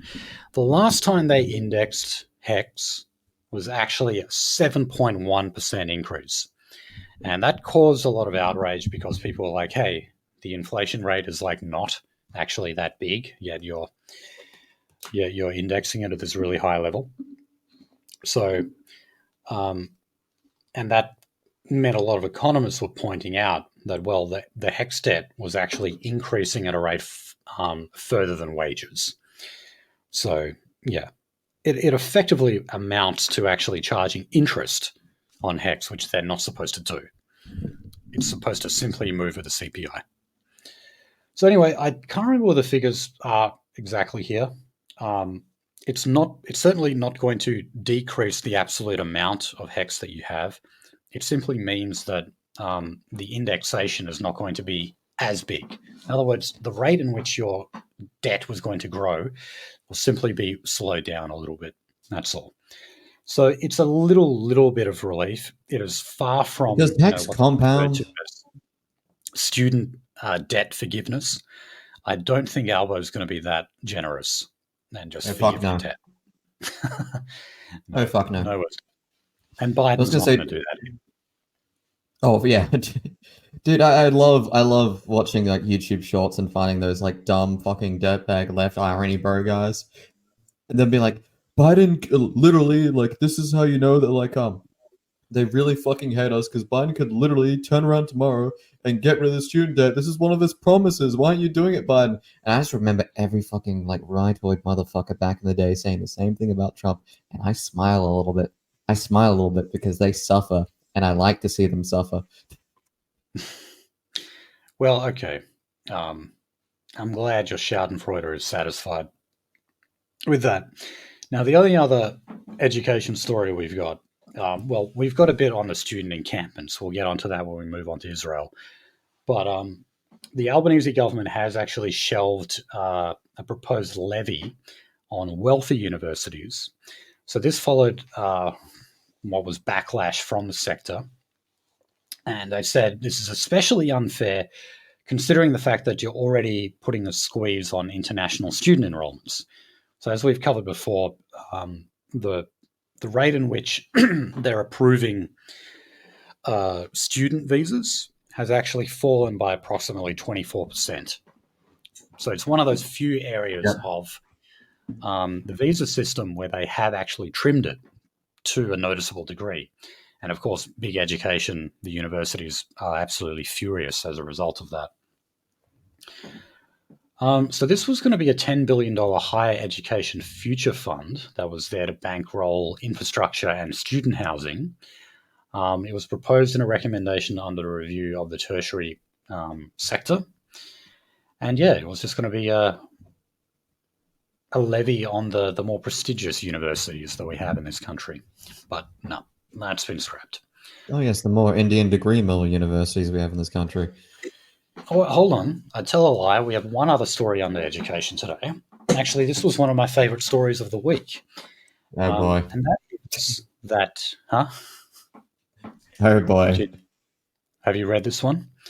So this is the City Council of Cumberland in Western Sydney. They have chosen to ban from the libraries. It might just be one library, I'm not sure. But anyway, the stocking of a book that is on same-sex parents. In fact, that's just what it's called. It's called Same-Sex Parents by Holly Duhigg. It's called Your Daddy or Your Mummy is Gay. Yeah, so the front cover had like two dads and a kid and then like two mums and a kid. And it was supposed to be, one of those simply educational books, of course, just teaching kids about how there might be other students in their class who maybe don't have a mum and a dad or single parent or whatever, actually have two dads. Abused or domestically abused. Yeah, that's true.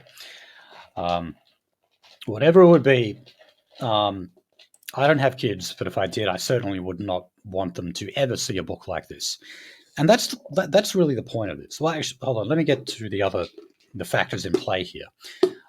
Cumberland, over 60% of the people who live in Cumberland were actually born overseas. So like a lot of these areas in Western Sydney, huge amounts of immigration. And around, I think they said it was around 20 to 30% of Cumberland's demographic is Muslim. Okay. Now, the councillor who was like doing the media for this, his name is Steve Christou. He's a guy of Greek Cypriot background, I believe. But he's also... I'm starting to very much be suspicious of anyone who says that now. Well, I mean, but look, what he's done. Look, I don't like the language that he's couched all of this in. Like, for example, he said that this decision to ban the book is reflective of the diverse background and including the diverse religious background that they have in Cumberland. In other words, that's his way of saying, well, look, a shitload of Muslims don't want this book on display, therefore we've banned it. Now, look, that's better than nothing. Means non-white, non-Christian, non-male. So, I guess this goes on the non-Christian. Means, unfortunately.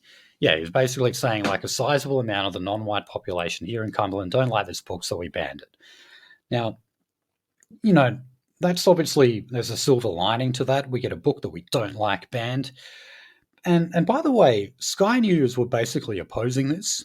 They were saying that this was like, book burning style stuff coming from Nazi Germany, and what right have they got to be telling people you can't read this book?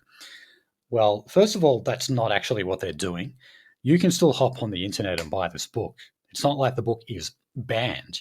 It's simply that one of the libraries don't stock it anymore.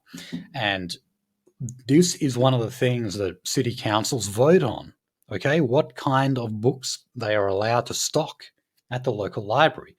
And what was pointed out here was that it's not just that this book was there, it was actively on display. So kids would walk in, see the book and then say, hey, mum, or hey, dad, what's that? What is that book and what's it about? And then that opens up a whole conversation that most parents would just rather not have with their kids. And then that starts putting all sorts of ideas in that kid's brain as well, because we know that kids are extremely impressionable. Why else do we have phenomena like rapid onset gender dysphoria, where kids all of a sudden believe they're transgender? And they simply think that because the idea has been put in their head. That, at Hey, the end of hey, the day, is what why books don't like this are designed to do. why don't What? fucking drag queens do like fucking like stories for the disabled and elderly? Why is it only kids? Right. Yeah, why is that only kids? Come on, answer me They're that question. intentionally I've asked that in person 3 times, and I've asked that online probably more than fucking 30 times, and I've But, you know, never got a fucking straight answer. in my naivety, I actually, when I clicked on the first story that I watched on the Sky News channel on YouTube, I thought that they would be in support of this, but no, they weren't. They were saying this was overreach, that these were draconian um, measures taken by this council. And they also took some veiled swipes against Islam as well, of course. But, it's kind of funny what's going on here is that you do have these kind of contradictions of neoliberalism, where open borders immigration is inviting conservative classes of people who oppose all of your other globo homo shit that you want to throw in. And that's I exactly was what we're gonna say seeing. it's weird. I was gonna say like it's weird. It's almost like maybe conservatives are getting a nice little memo that like maybe the anti-gay stuff isn't as worthwhile as actually destroying kind of ethnic support against Israel in Western countries by infecting them with the gay. Right. Maybe I'm a Okay. schizo. Well, let's move on to the related topic of religious freedom here. Now, there seems to be a growing consensus among all religious institutions in Australia that the so-called anti-discrimination measures that the Albanese government plans to take, supposedly in favour of religious communities, is actually going to cause more harm than good. In other words, any future religious discrimination bill or amendments to existing bills is actually going to work against religious freedom. And so that's exactly what the Catholic Education of Tasmania has claimed. They've written to Albanese basically saying, look, if you're going to do it this way, where these laws are going to end up just simply punishing us, just don't bother passing them in the first place. We would rather deal with the current system that we have, where we're already restricted in terms of who we can hire and fire. But we'll deal with that instead because, well, you're just going to make it worse. Now, even if we don't get change from the federal level, you've already got it now happening at the state level. For example, in Queensland, they're pushing through new laws to come in before the next election. I'll just read here. So, draft anti-discrimination laws restricting Queensland schools from hiring and firing staff based on the basis of faith, sexuality, marital status, and gender identity. All the usual groups, of course. So, yeah, Queensland is basically going to be targeting religious institutions and saying, hey, you don't want to hire trannies? Now you have to. Well, yes, and I imagine like our listeners and anyone else doesn't need to be told this, but if someone is demanding access to something so virulently and using lawfare to actually gain access to it, they probably shouldn't be fucking trusted. No. Okay, let's move on to Aboriginal news. Got a couple of rent-seeking stories for you. So, an Aboriginal-controlled organisation paid tens of millions of dollars in government grants each year to supposedly help improve social services in Alice Springs. I just love how much of a trash fire this becomes if you just keep reading. Yes. No, Priming. this one is quite funny, actually. So they've come under fire for declining meetings, allegedly failing to deliver services adequately, and allowing a convicted domestic violence offender to sit on its board.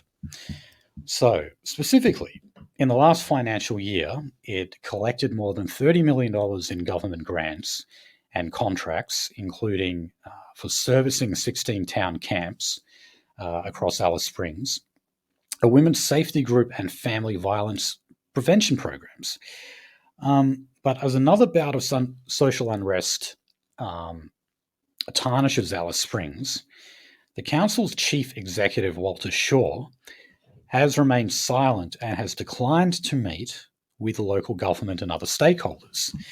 The organisation, which employs about 300 people, has not released an annual report since 2018.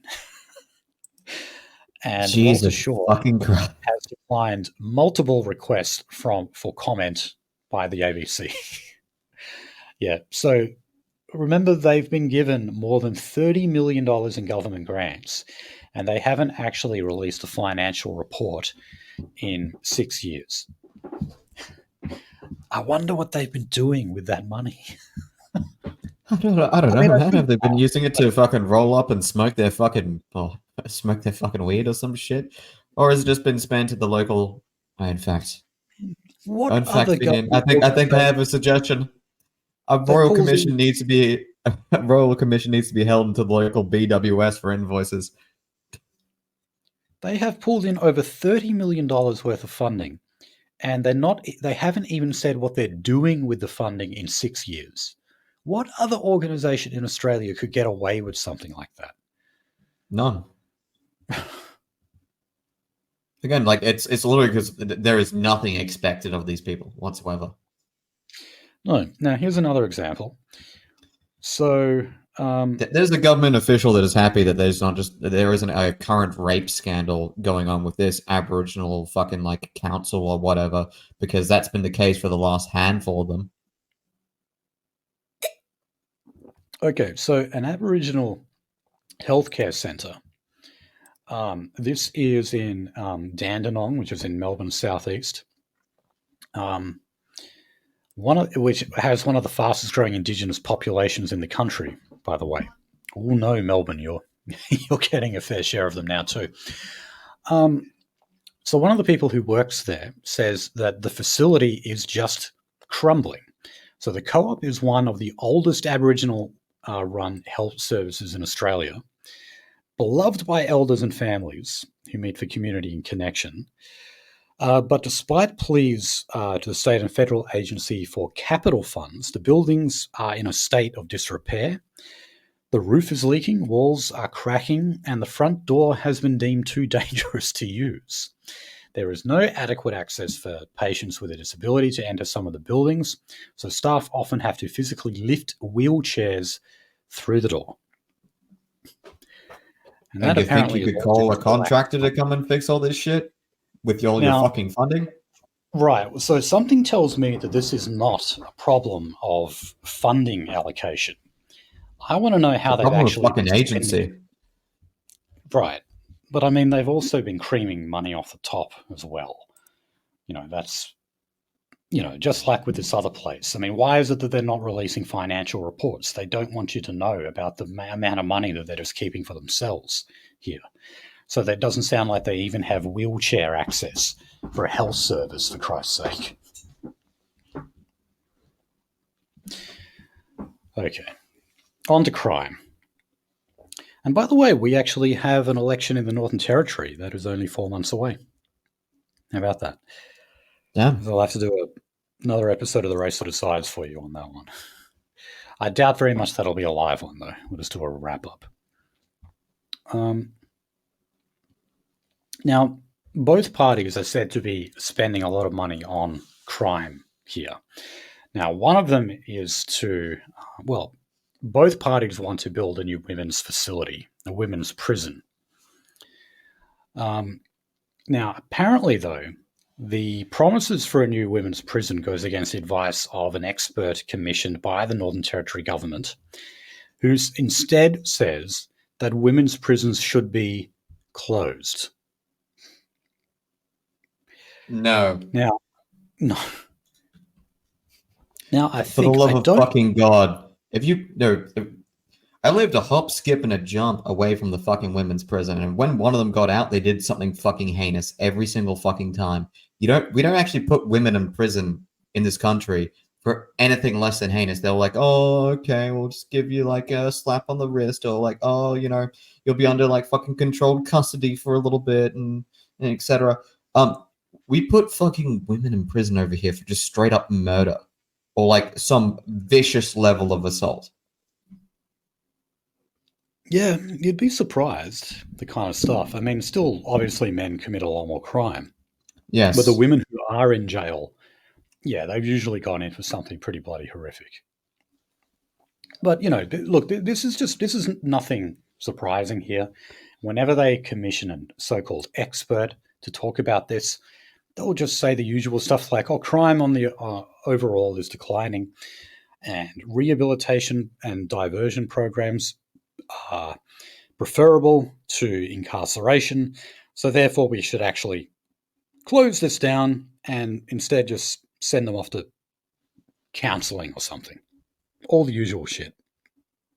So, I'm no. sorry, but like, there's one thing correct about like, the Jewish fucking version of the Bible, and that's there was two types of women created on this earth. There was Eve and there was Lilith. That's right, yeah. I've stared into the abyss of BPD, and it stared back into me, and I blinked. Yeah, BPD, borderline personality disorder, is basically just extreme woman. That's what it means. Just like autism is extreme man. Oh fuck. Yeah, we can go with that. We can run with that. It's true. All right.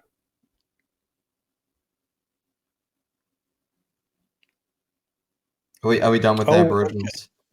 oh wait. Well, one more. Oh wait, no, a couple more stories on crime. We're in the Okay. crime section now. I know it's hard to miss that transition. I always put it below Aborigines. Um, but anyway, the Miles government in Queensland, who are probably on their way out, they are actually moving now to scrap the whole incarceration as a last option.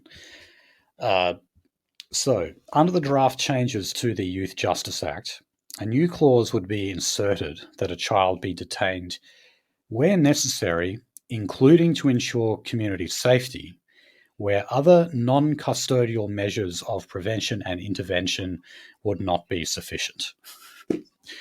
Okay, so detention as a last resort, that was the phrase I was looking for before, is going to be scrapped. And yeah, they will be it'll be easier, in other words, to put them into custody. And, after all the grannies getting stabbed to death and stuff like that, not a Seems surprise quite fitting. that there is white hot community anger about this. And finally, instead of laughing at the idea, Stephen Miles is doing something practical. But, I mean, notice they only do this when their feet are held to the fire in a really extreme way, And, he's got an election coming up. It's the only time they'll actually make a move like that. Now, So, Bob, it's very bold election play. Let's see if he actually fucking follows through. okay, now let's go through some figures here in terms of community attitudes towards crime. So, the number of Australians concerned about crime and public safety has more than doubled in 2 months, with new national polling showing 62% of voters rank reducing crime and antisocial behaviour as extremely important. So, this was the SEC Newgate Mood of the Nation poll, polled 1,208 people. It reveals 73% of Australians believe penalties for youth crime are too soft, only 5% saying they are too tough. Ahead of the Queensland election in October, 86% of voters in the state believe youth crime penalties are too soft. Since February, there has been a doubling of unprompted mentions of crime as most important to Australians, up from 10 to 21% in April. The poll conducted from April 2023, oh, sorry, April 23 to 26 of this year showed crime was of most concern to women, 68% compared to 56% of men. Yeah, that makes sense considering, women are more vulnerable. And um, to be old-fashioned, it's men's job to help women feel safe, isn't it? Yes. Yeah. So, yeah, crime is absolutely becoming a hot-button issue, especially with the rise in knife crime that we've been seeing. And I hope that this translates not just into tougher law and order measures, but immigration too. Can we just keep these people out? Okay, let's talk about Israel and Gaza. So, the government has voted in favor of Palestinian UN membership. This does not mean that they get a seat at the General Assembly or the Security Council. I think that the vote might be going for that, but that's in an area where the US has veto power. So, they've got Yeah. Buckley's chance of Yeah. that. Again, they're not getting on security. Yeah, yeah, definitely not. So, what you had here was much more of a symbolic gesture that, the idea that people basically support a move towards greater recognition of Palestine in the UN, and they're moving further towards being a state, being a recognized Palestinian state. Now, Australia, believe it or not, actually voted in favor of this. 25 countries abstained, and only 9 countries voted against, one of which was America, one of which was Israel, and all the rest were those pissy little nations that no one cares Lion about, states. like fucking Vanuatu and that, those There we go. those Pacific. I don't know if it actually was Vanuatu, but it always ends up as those like Pacific Island countries that have populations of like 20,000 people. Seriously, when you have a look at those, The cheap ones to buy. right. Now, Josh Burns, who is a backbencher for the Albanese government, has, as the Australian put it, he blasted the Albanese government for its vote in favour, instead saying that Australia should have abstained. And he's saying that because the hostages still have not been released, and that for all intents and purposes, Hamas is still the representative governing body in Gaza, that Australia should not be seen to be in any way, even if indirectly or implicitly, supporting terror coming from Palestine. So he's not happy about that. And by the way, I think it's the 28th of May, Sky News is going to be screening a documentary on the rise of anti-Semitism in Australia. And you know who it's presented by? Josh Frydenberg.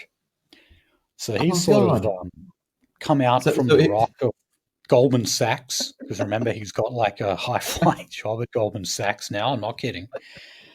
But yeah, he's kind of come out of the next Prime Minister of Australia, right here. Yeah. Oh look, man, I've no doubt that he'll run. He'll run in the next election. I bet he will, and they'll put him in a seat that's not vulnerable to the Teals. Yeah, what? I'm not going to continue that line of phrase. Actually, okay, but no, look, I'm going to like fucking shove him somewhere. It's literally going to be like an ass kicking, because I don't even think he's liked in the fucking the Liberal Party quarter at this point. Not really. No, like if you're a Liberal Party fanatic, you'll remember literally him plotting the demise of your big political fucking figurehead Scott Morrison, by literally telling a whole bunch of Chinese people, which you're fucking programmed to hate, that you're going to be the next fucking Prime Minister of Australia. So why the fuck do you think people would trust you? Yeah, perhaps not. But look, he said that he decided to kind of, come back into public view because he absolutely has to. And if you have a look at some of the snippets that they have shown on Sky News, some of it has him crying. So poor Josh was so moved by the rise in anti-Semitism. And so he says, so surprised that he would ever live in an Australia where Jews feel unsafe to walk the streets. But he's saying that is the reality now. Why the fuck are you here? Yeah, well, if you don't like it, fuck off. Okay. So look, Penny Wong did say that Australia could recognise Palestinian statehood even before a formal peace process between Palestine and Israel is complete. So, yeah, we keep getting these sort of like public overtures of like suggesting kind of closer support for Palestine. But, you know, everything that I read kind of says that behind the scenes, the Albanese government is always reassuring the Jewish lobby that, no, don't worry, we're still on your side. We're just trying to kind of keep the rabble-rousers pacified for the time being and make symbolic gestures and engage in a whole bunch of empty rhetoric that doesn't really go anywhere and has no practical purpose. Pretty much. Yeah, so look, the all of those university encampments that had sprung up all over America, they're starting. Well, no, they've already been going, I guess, for a while on Australian campuses. I believe Avi Yemeni has been out there doing the Vox Pox with some of them. Can someone please chase away Avi and Many? He will. If you chase him hard enough, he'll start crying. You know, I'm still on like the Rebel News like mail list. You know, I read it just out of interest, and I swear, like every second interview is like, "Help Avi pay for his security detail." It's like, yes, he's under so much threat. He gets fucking pissy. He fucking dude. The guy starts crying if you fucking chase him. I remember that first like for South African refugees thing, and some of the guys back then were literally just following him down the street, and he started crying and running. In Perth? Yes. Really? Yes. That's why I call him a little piss boy, because like fucking Jesus Christ. I do vaguely remember. It's not like I am fucking like physically imposing. It's not like, oh, actually some of the guys were physically imposing. But yeah, it's not like we're like really intended him any harm or etc. We'll just be like, hey Avi, what's going on? What's going on? Like what are you filming about? And he just started fucking running and pissing himself.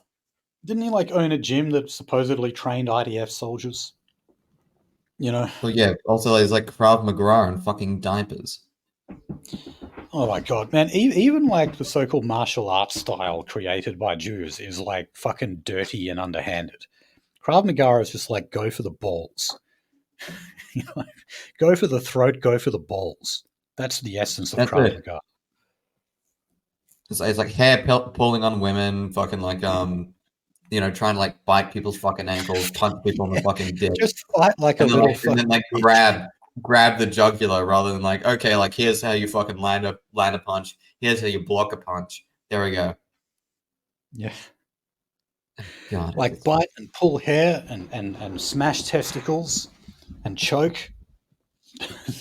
All the dirty little bitch moves. Dishonorable. Anyway, God, I didn't have that much of a point with that, other than to say that ANU.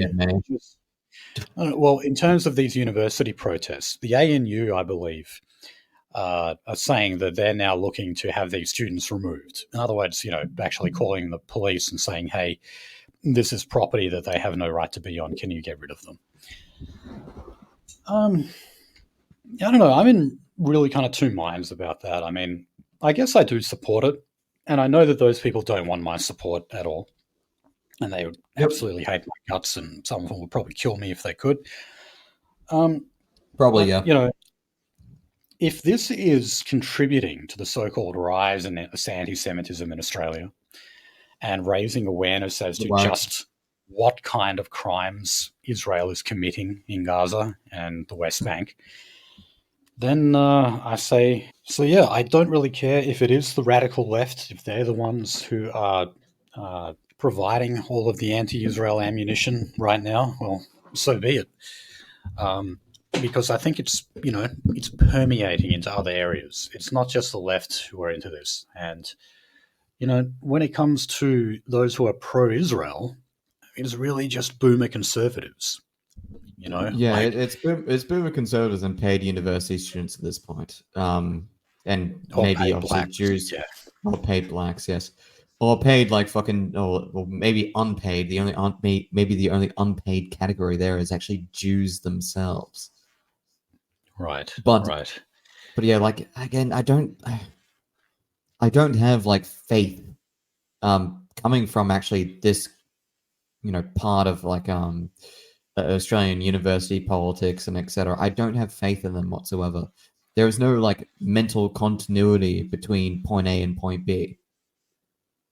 No, well, in fact, Anthony Albanese called them trots, as in Trotskyists. So he actually said this at a meeting at a central synagogue in Bondi Junction. So this was a whole bunch of rabbis.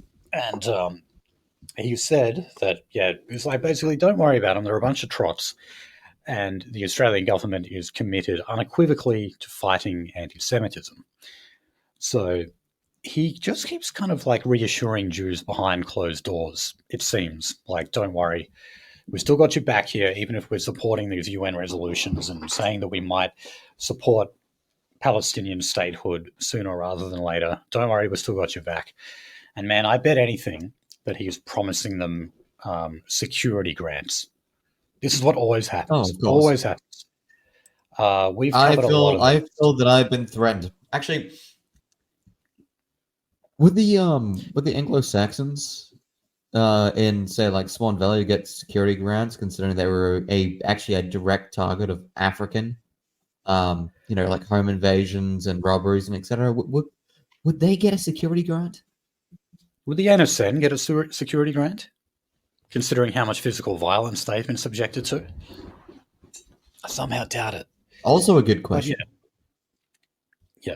So look, I have no doubt that behind closed doors, even though there might be public overtures and symbolic gestures and empty rhetoric here and there, I have no doubt that Albo is still firmly in the pocket of the Jewish lobby, and yeah, they're going to keep rolling out security grants like this. I mean, Jews like to say that they feel unsafe because then they get more money out of it. It's pretty simple.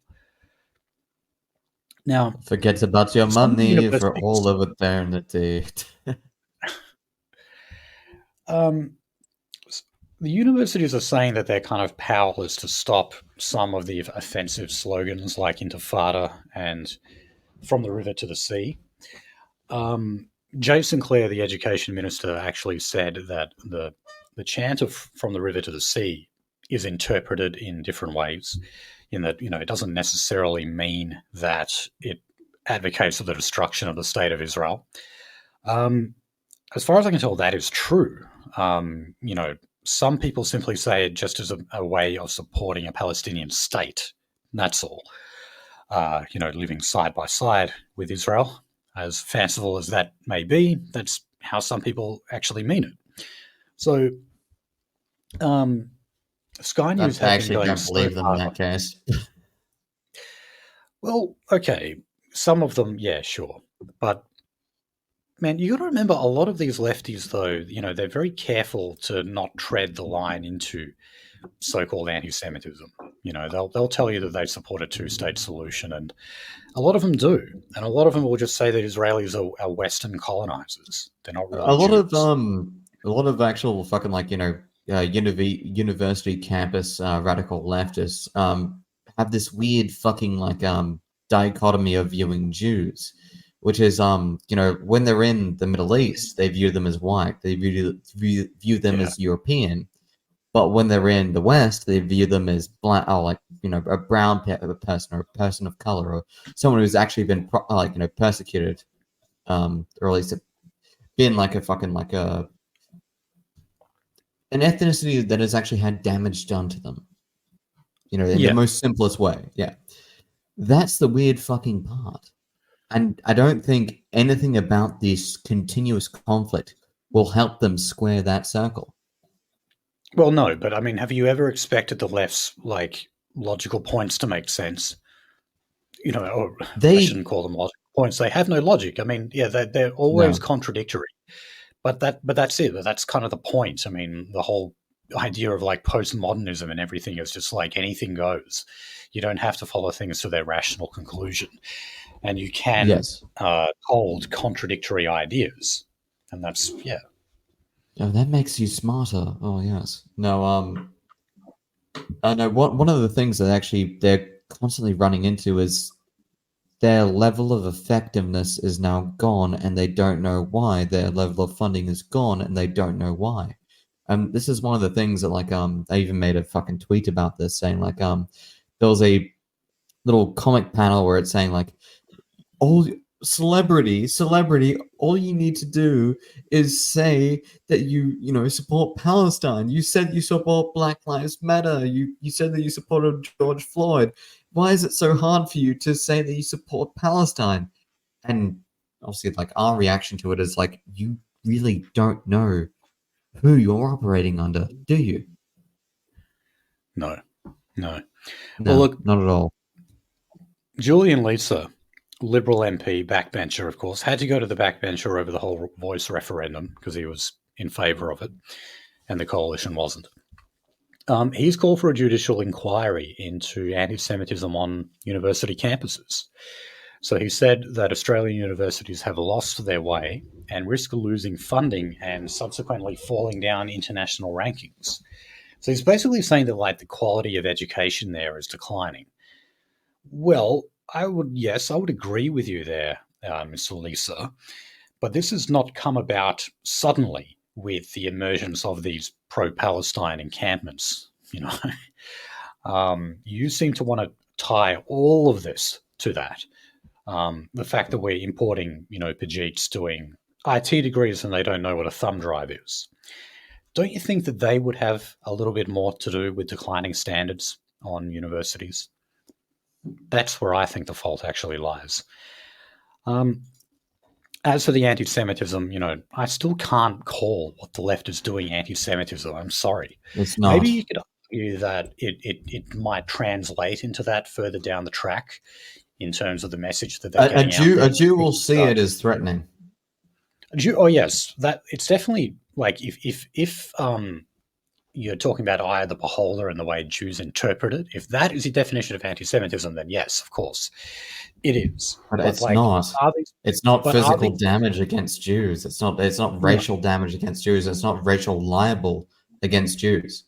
It's not. And It's not these those fucking protesters are not actual. thinking how can we get Australians to hate Jews? Is that really how these protesters are thinking? No way. No, they're Um, not. I mean, if they had any sense, they would say that all of this is the responsibility of Jews, because it is. But like we just said, with their muddled, confused, contradictory thinking, they can never actually They think follow they're going logic. after some weird fucking European expeditionary colonial power in the Middle East, which is not the case, Right. unfortunately. Okay. Let's move on. Well, let's move off this. We've pretty much covered everything we need to on Israel and Gaza. Um, so, talking about, we're going to talk just briefly about sport, the AFL. So, when it comes to that very contentious AFL football stadium at Macquarie Point in Hobart, believe it or not, Labor have actually they now support it. So they had long opposed this project. Members of the government of the Liberal Party opposed it as well. In fact, you had two members who suddenly became independents because they resigned from the Liberal Party in protest over this, because they're saying, why is it we've got a housing crisis and everything? Remember, Tasmania's got one of the worst housing crises in the country. I think they're probably second only to WA. And they're saying, why are we spending all of this money on a bloody stadium when we've got all these homeless people? Well, funnily enough, Labor is now supporting this. Tasmanian Liberals, newly elected Jackie Lambie MPs. So this is the Jackie Lambie network. So Andrew Jenner and Rebecca Pentland and Miriam Beswick. So they've spoken for the first time since signing a deal with the Liberals to help them form government.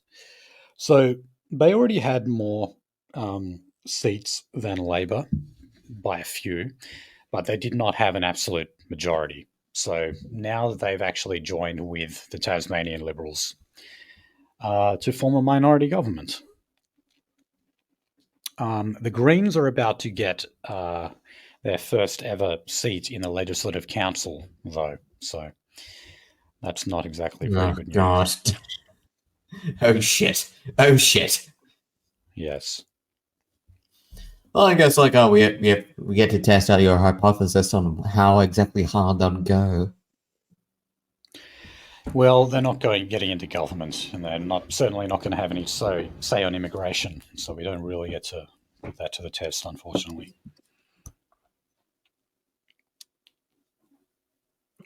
Okay, so not quantitatively, but qualitatively. Okay. So the Queensland ALP, they've been accused of trying to cover up the causes of a explosion that happened at one of the largest state-owned coal-fire power stations. So this is the government-owned CS Energy.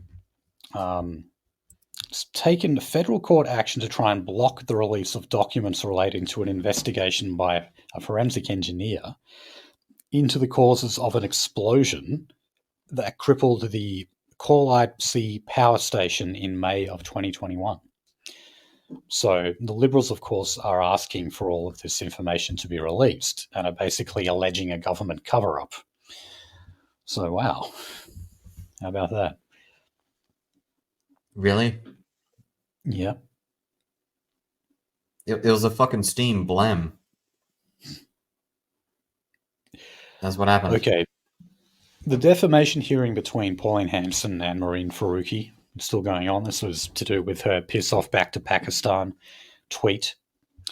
So Hanson's lawyer, Sue Christenthau, has said that she was only speaking rhetorically and did not actually literally mean that she should piss off back to Pakistan. Why not? I would say it absolutely literally that she should piss off back to Pakistan.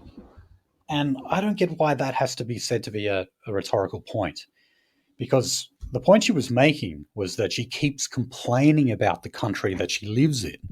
And she's saying, okay, well, if you don't like it, leave. And that shouldn't just be a rhetorical point. It should be a literal one. Like, we mean it when we say that. If you don't like it here, fuck off. Why can't they actually just admit that? Because the admission would be like, you're here for the reason that you're in a less than fucked up country than your home country was. It's exactly the same fucking speech that Jared Taylor made to that Indian woman. You are here because your parents brought you here because, my ancestors made a nation that your ancestors could not, or parents could not. So that's why you're here. Again, it's terrible, but unfortunately it's true. It's the reason why she shut the fuck up, clenched her teeth, and walked away. Right. Okay, so the last story I had was on national security. We had like a little skirmish with China again. We had a little bit of a standoff on Saturday. So it was a MH-60R Seahawk, which launched from HMAS Hobart, was intercepted by the People's Liberation Army, the Chinese Army Air Force, as it was taking part in a United Nations mission to enforce sanctions against North Korea. So Australia accused China of dangerous behaviour, but as expected, the Chinese Foreign Ministry said that the helicopter deliberately flew within close range of China's airspace in a provocative move. So they're saying it was actually us who was performing the provocative actions. And the world's most fucking slowest fucking helicopter possible. Right. So yeah, I don't know. There's a little bit of a war of words here. The Liberals are saying that Albo should be talking directly to Xi Jinping about this. I don't know if it's something to get that worried about, to be honest. Everyone has these little confrontations with China every now and then, don't they? Well, yes, they do, but also like again, just and for like Australian naval members, correct me if I'm wrong, but I believe that like literally the Seahawk or the SH-60 Seahawk is one of the slowest helicopters we can actually deploy from deck. Right. Yeah, well, I can't It's say I it's know a too much about those it's a military. Honda Civic of the sky, of the military Okay. sky. It's You put it that way, now I get what you mean. yeah, it's like why the fuck are you harassing this fucking thing? God. Okay, well, guys, that is where we'll leave it. I'm sorry that this has probably been a bit of a lackluster episode compared to what we usually get out for you. I really did try my best. I tried to stay focused, and I tell you what, it's been really hard. We've both moved houses, so we've both had to refit like our studios and places. Mine Oh, is temporary. He's building it well, up, and yeah. I did mine a while ago. This is completely unrelated. I'm just honestly just falling sick. That's all it is. So, do apologize. I know I read a hell of a lot of today's content Do directly I from. do I just do I just like order like to your address like some like chicken soup tomorrow or some shit like that? You know what? That's exactly what we've got ordered is chicken soup. So All right. I hate to say I'm getting globo homo like Uber Eats, but not in a mood to cook. All right. I Anyway, could guys, drop it off like fucking Jesus Christ. it's on the way. Don't worry. All right. All right. All right. Good Definitely night. appreciate it. Though. Get well. Yes. Well, thank you guys. Of course, as always, check us out, theracer.biz. That was episode 217. Thank you very much for listening, and we'll see you soon.